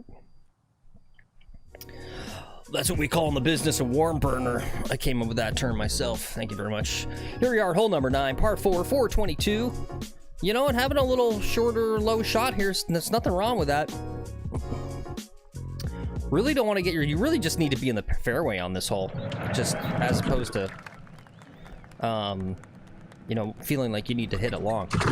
Anyway, what is the Masters going to do when we all have implants, like their brain chip implants, and we don't have cell phones, but, right, you're going to have a chip in your head that'll allow you to do everything a cell phone does.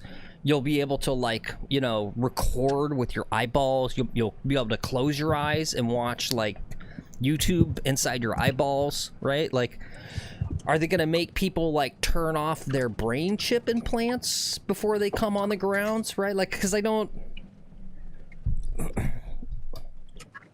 Like, I don't get the reason for why they take your phone away. Like, I could see if it's like flash photography, but who actually cares? Like, the players aren't distracted by people, you know, sitting here like this, right, holding the phones. I don't understand what. I just don't understand it, right? I get it's like you wouldn't want the phone ringing, but I mean, isn't that the case at all golf tournaments? You're not allowed to have a phone. You got to turn the phone ringer off.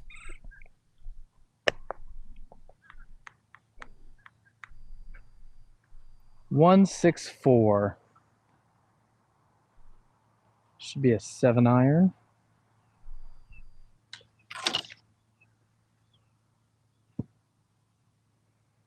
All right, Phil, we're gonna play more after this, or are we gonna wrap it up? Yeah, they already told me in chat that you said you want to play 9 more. Well, that we can play more. It's up to you.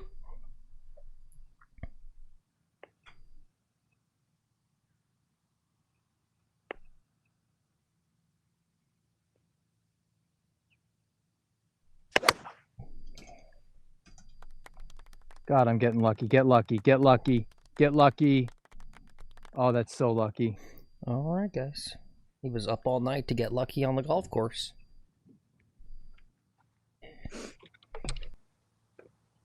Yeah, now that we're here on hole 9, and Cameron's been here all morning with us, and he said, where'd the chat go? He said, I called it a low round today. Yeah, you know what's funny too is I'm pretty good at predicting sort of this stuff. So, the channel description that I put in, I do a different description based on whatever we're doing for the day. And so I said, it's our 11th week of Lex trying to shoot even par. He has a good chance this morning. The weather is good. His putting has been good, and he always plays best in the morning right after he wakes up. I kind of knew. I had a feeling today was going to be a good round. What's the score at? Yeah, since you're here, you are at a 60, wait, 30, 69? Yep, got you at a 69 right now. Well, no. you're only 1 over for this front 9. And you were really? Yeah, and you Okay. were 2, and you were only 2 over, right? Okay. You were 2 over. Well, that on would the, put me on at the, that would put me at a 73 Oh. 60. if I make this. Oh, yeah. Okay.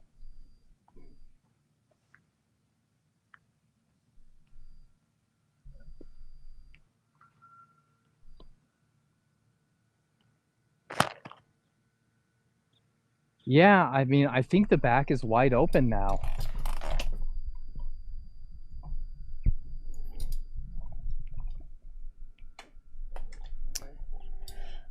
I didn't jinx him, Barry. It's all good. We should anti-jinx him on the putts. I feel like being positive helps him play well tee to green, but being positive on the putting doesn't actually. It almost hurts. Like, it's almost better if I go, yeah, you're gonna blow this past.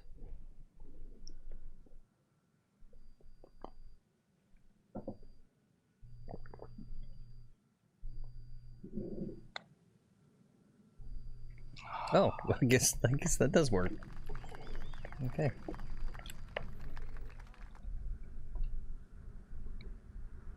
Fuck. All right, for the handicap. Oh shit! God damn it, Phil, you gotta talk positive. Well, I thought reverse psychology would work for putting. I don't know. No. It was worth a try. Yeah, that was another 3-putt on the counter. I could read these putts for you. When I was watching Hazel Rocket's stream, he couldn't see the chats, I think, most of them. I was totally dialed in on calling his green reading. Yeah, you should putts on read his them course. for me. All right, so what I shoot? 74? 7, yep, 74. Okay, pretty good round. 4 over. Yep, that is excellent. And that was all. That was all on the putter. I could have been a scratch. Today could have been a scratch round if that putter was a little better. Yep. All right. Well, cool. So let's go over here. Here's our little scratch play tracker. Whoops. God dang it. So let's add week 11. Boom. Boom. And we made a 70.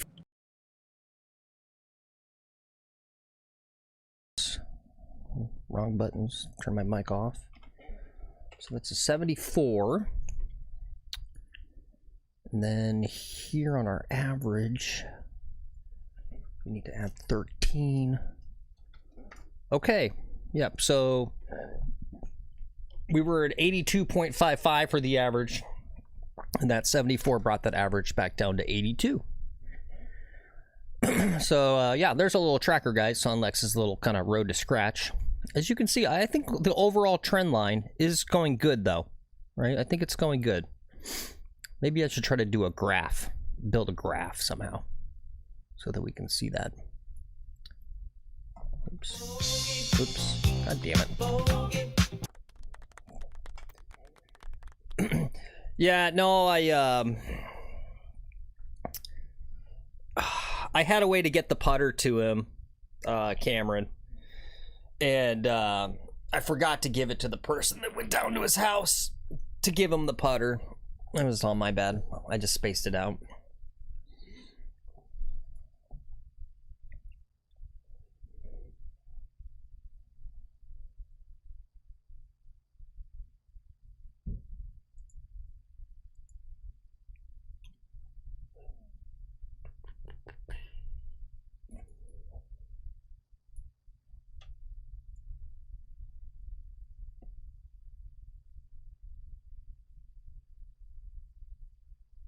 Oh. Sorry, guys. I had him muted, too. Sorry. Lex, let's see. Hazel says, great round. Free Ride says, good job. Barry says, good round in spite of the jinx. And, yeah, D-Boy says, why did he have to ask about the score? Yep. And what's up, PJ Slots and Entertainment? That's obviously PJG. I'm wearing my Grint Tour. I wore it yesterday too, PJG. I was wearing the Grint Tour shirt yesterday. I'm like, damn, where's PJG? And then I remembered, he's probably at the Live event because he got free tickets because it's in his area. And what did he just say? He said, he says, come in late. Tomorrow I'll give the Live update. It was a cool fan experience, not crowded at all.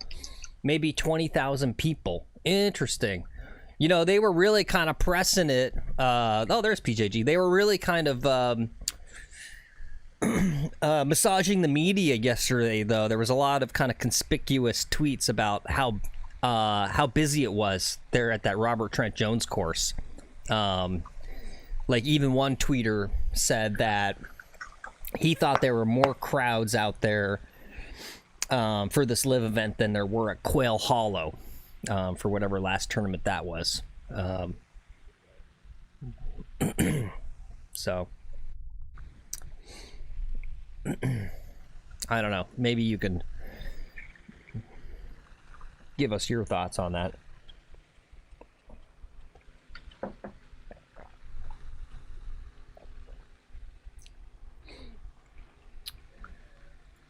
I guess I lost the ball. Okay. Oh, you're gonna put a video together. Nice. That's cool. Nice, PJG. Yeah.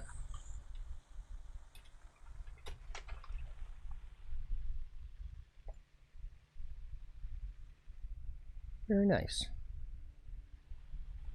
Okay, ball's lost. Moving on to the next hole.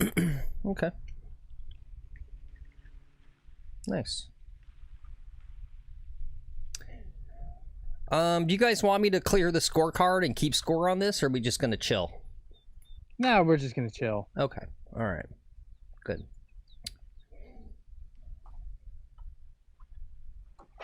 I played my golf. I shot my 74. Mm-hmm. Tell you what, we're gonna play from the ladies' tees. Oh, there you go. Yeah.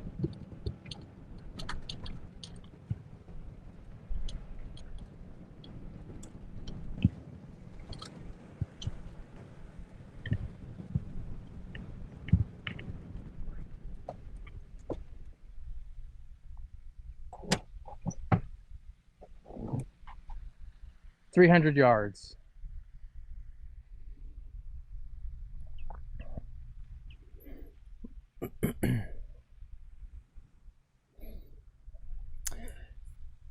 Take it easy, D-boy. Thanks for being here, as always. Enjoy making your Sunday breakfast.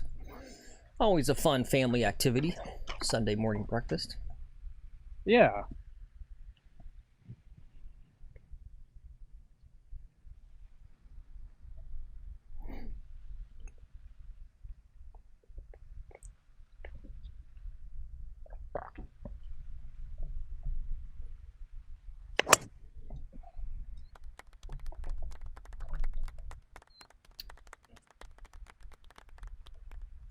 Just short of the green.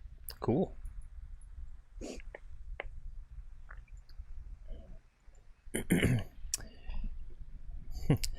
Yeah, Free Ride says, Gary Player said the hardest thing in putting was keeping his eyes on the spot where the ball was until he heard it drop.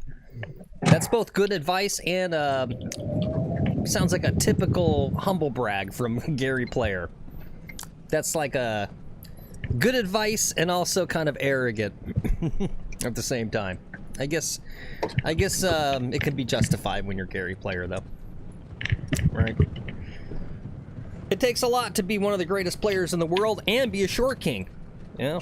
No. Shout out to Gary Player, paving the way for all of us short kings out there. Inspiring us.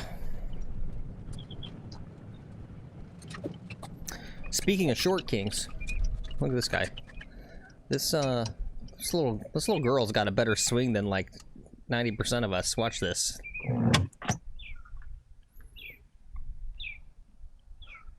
Watch this girl swing. This girl hits better than I do.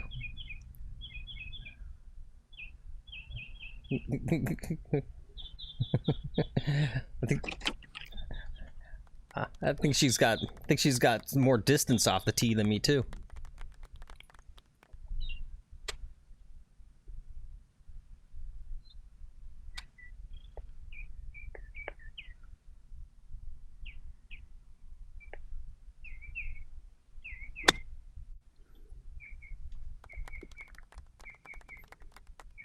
Nice. Pretty fucking good. Cool.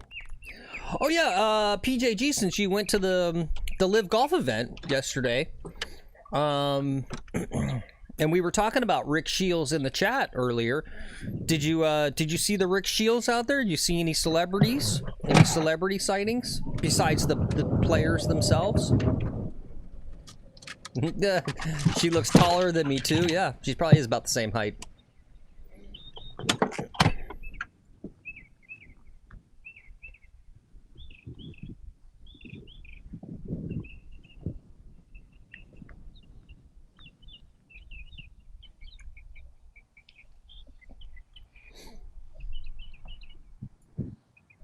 All right, for a 3.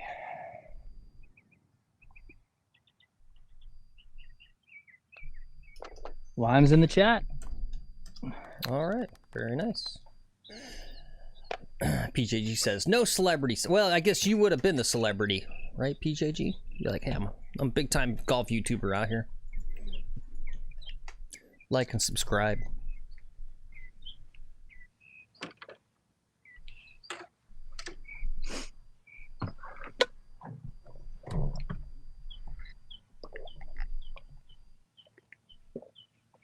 All right, Phil, maybe we should wrap it up there. Okay. Or do you want me to keep playing? It's up to you. Maybe do one more hole. One more. Okay, one more. Yeah. Yeah. Do one more hole. Yeah, let me check my show notes. What else did I showed you the Oakmont. Oh yes. Yep, and don't forget, guys, last few days, if you want to take part in our fun game, it's just for fun, but you can pick your, and sometimes I F up the document, so let me know if you have said who you want to pick and it's like gotten messed up or deleted or whatever. Yeah, basically, we're trying to do our powers of prediction for the 4 majors this year. So we got the U.S. Open coming up this week. What's up, Josh? Good to see you. So you can tell us who you think is going to be the top finisher out of the group of live guys, who the top PGA, and then the overall winner out of those 2 categories. So if you guys want to take part, just let me know. You can type in chat, or even easier or just as good is you can join the Discord. And got a fun Discord channel. Lots of fun stuff in there. So you can let me know in Discord too if you want. So that's that. PJG says Cedric the Entertainer was there and friends got up a photo. Cool.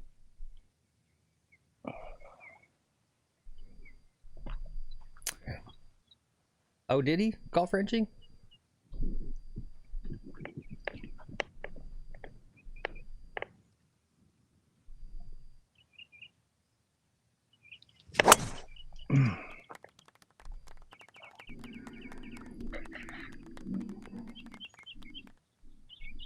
Oh, I hit the tree by the thing. I think I might be in the water. Whoops. I really hit it hard. Lex, did you say you have to go to Bed Bath & Beyond and Home Depot to pick out some blinds? No. Oh, okay. They're putting words in your mouth. That would be weird. Let's see. I did my spicy take about creators. U.S. Open picks. Oh yes, this was the final thing. Keep you guys up to speed on all things golf related. Let me go here. Go here. Just a quick little update. Rory McIlroy has admitted concern about his driver going into Oakmont. He obviously, as you guys know, missed the cut at the RBC Invitational, and it seemed to be the issue with the driver. So he said he's going to be doing a lot of driver testing this week going into it. So we'll see what that does for his prospects for winning the U.S. Open. But yeah, you know, he had to switch out drivers because that last one was non-conforming or whatever, which was its own little story. But yeah, apparently he's having some driver trouble. So we'll see.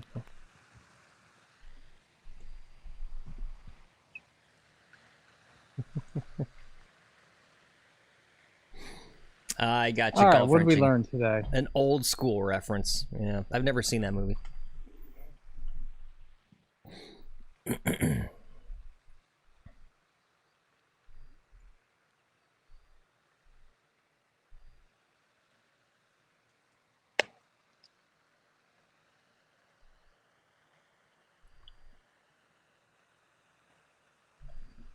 All right, I drove it into the water.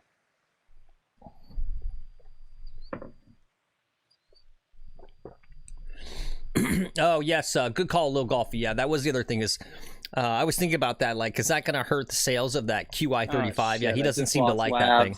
Yeah. You bet he's gonna go back to the QI10. Yeah. Yeah.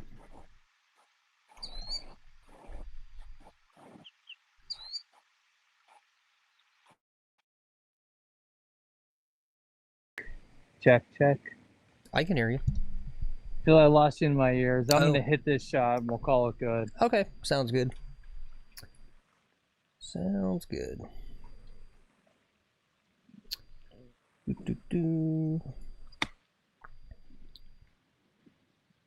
Oh yeah. Let's see, and I should have done this earlier in the stream. I always forget to promote the upcoming stream. Anyway, guys, tomorrow we'll be back at 10:30 a.m. on this course, the West course. And yeah, we should probably do some goofy golf or challenge golf, something. Maybe I can convince Lex to do some chat caddy tomorrow, maybe? We'll see. That might be fun. But yeah, we'll be back tomorrow, 10:30 a.m. on this west course, and then we'll be back after that, following day, Tuesday, 11 a.m. on the east course, off on Wednesday, and then 10:20 a.m. on the east course on Thursday. Those are, of course, all tentative.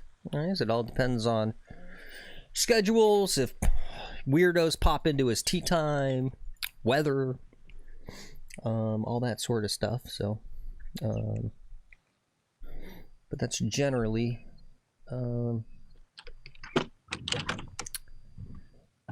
what you got. All right, cool.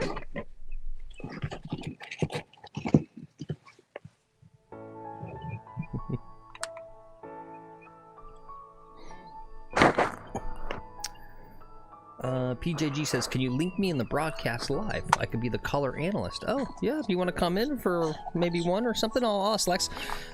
Discord, right? The way we do it now is, you know, gotta have Discord, and you gotta have a high-quality mic. Right, we had Keith on to do a Chat Caddy Day, where he was live. But I think he had like these things, right, with the little microphone, and it's actually kind of not good enough. It was nice to have him on, it was cool, but you know, I'm a weirdo for the audio quality, so if you guys ever want to do anything like that, it's through Discord, and you're gonna kind of have to be at a PC with a high quality mic, or at least we gotta vet and say, okay, any mic will work. Earbuds are garbage, but a decent mic will work. A headset, just your gaming headset is fine. Yeah, or a decent gaming headset if you have that. Yeah, but yeah. Yeah. Audio is important, guys. It's weird. It's one of these, you can go Google it if you don't believe me, but it's one of these truisms. People instantly switch off. Will click off a video or any piece of media if the audio's jacked up. People actually have more tolerance for bad video quality. They'll sit, if the audio's good and the video quality is kind of jacked up, low quality, people will sit through that longer than poor audio. People literally just bad audio, right? Our audience did. Yep. All right, cool. Anyway, that's the end of our show. Thanks for coming along today, guys. Thanks for all the likes and subscribes, as always. Appreciate you guys. Had a lot of fun new viewers lately. Good to see you. Welcome in. Great round today. We shot a 74. It's definitely one of our best rounds ever on the channel. And just to show again, this was our kind of little road to scratch series we're doing. I don't know whatever happened to week one, it's just gone, but here's all the prior ones, so it was a good one. Good stuff. That's about all I got. Lex, you got anything? No, it was a good round. Thanks for coming along, guys. Yeah, thanks for the new sub, all the likes. Yeah, can't wait to do this tomorrow. Hopefully we keep this 70 streak going and play some good golf. And I feel like we got good golf ahead of us. It felt pretty easy today. Mm-hmm. Yep. All right, cool. All right, well, let's not dilly-dally. We'll leave it there. Wave bye, Lex. You gotta wave bye. Bye. Bye. All right, guys, that's our show. Thanks again. We'll be back tomorrow. Like I said, what did I say? 10:30 a.m. Eastern? Something like that. That's why you got to join the Discord. Anyway, take it easy, guys. It's still only 10:50 a.m. on the East Coast, guys, which means there's a lot of daylight left in the day. You know what I'm going to tell you. You know it's coming. If you got the time and you got the money and your baby mama's not going to divorce you And your kids won't resent you when they get older for not paying attention to them. Guys, get out there and play some golf. Go practice. Get your practicing in.